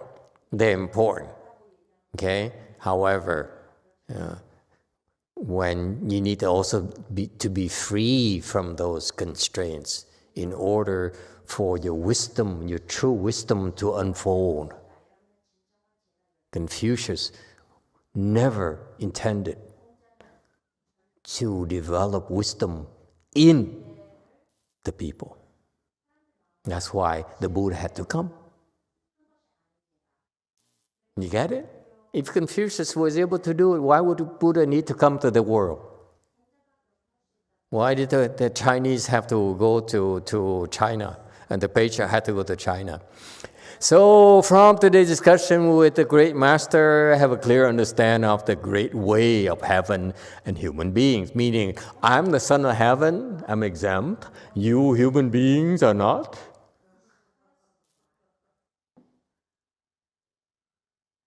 It's disgusting. I read this, I feel like barfing. What kind of Buddhism is this? You cannot teach confused people this way.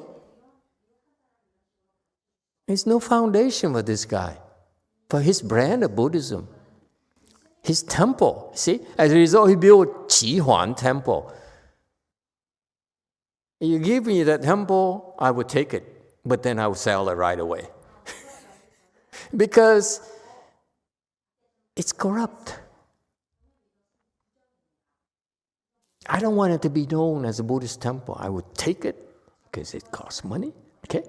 Sell it so, to a non-Buddhist person so that it ceases to be a Buddhist temple. We have our standards. And this is the problem with the young monks who says, I'm going to build temples. I'm going to save a lot of people.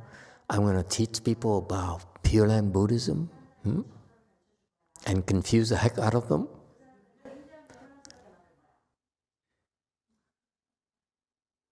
But at least someday they'll be saved. Buddha said so. You recite my name, you'll be guaranteed rebirth to the Pure Land. It might take a little bit longer, but at least you get reborn to the Pure Land. Isn't it better? That's why I call corrupt Pure Land Buddhism. It's not for everyone. Yes, it's good to have to go to these corrupt temples and so forth because that's all you got. It's okay too. But not for us. No thanks. And the sixth patriarch, and all the great patriarchs says, no thanks. Yeah, let, what's his name? Sheng Xiu go to the emperor, okay, and get the royal patronage and build a lot of temples and make Buddhism such widespread throughout China. Wonderful. Sixth patriarch says, not for me. I will teach my followers, my handful of followers. That's good enough. Okay? Buddhism is big enough so that it has Sheng Xiu to serve such people, the Lão Bài Sinh. And then the sixth patriarch says, I'm going to teach only, a superset of people. That's it. So that Buddhism had different levels. I'm not saying he shouldn't do it. Okay? This Gung Tử guy is okay. If he builds temple and he talks to the emperor like that, it's okay too. There's nothing wrong with it. But not for us. Not for me. That's all I'm saying. I'm not taking our high road or anything. I'm just saying Buddhism has many different gradations, many different levels.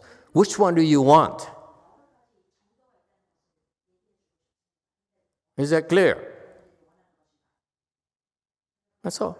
It's your personal choice. We're not going to stop you from going to, Jihuan Temple. Go, have fun. But when you come back, take a shower.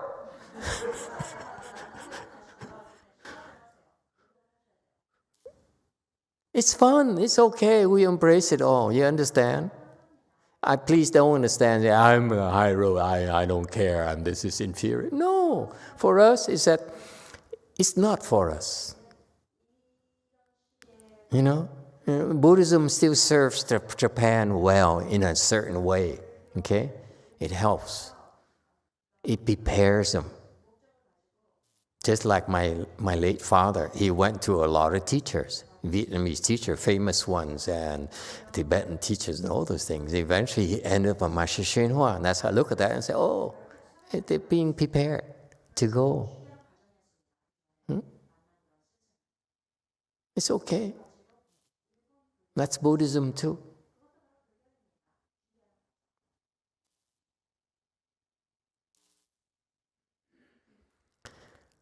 Okay, time is up, everyone.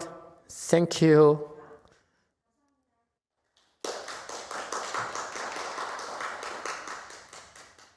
So remember, Super Lotto. Now back to the real world, okay? We talk all we want, but we still need to eat tomorrow.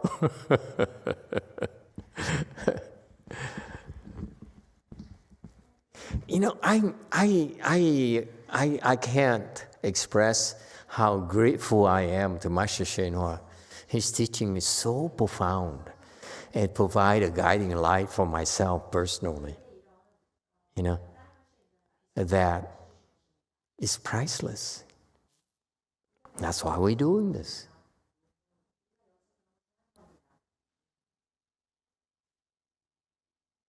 Spread the word. He's a great teacher.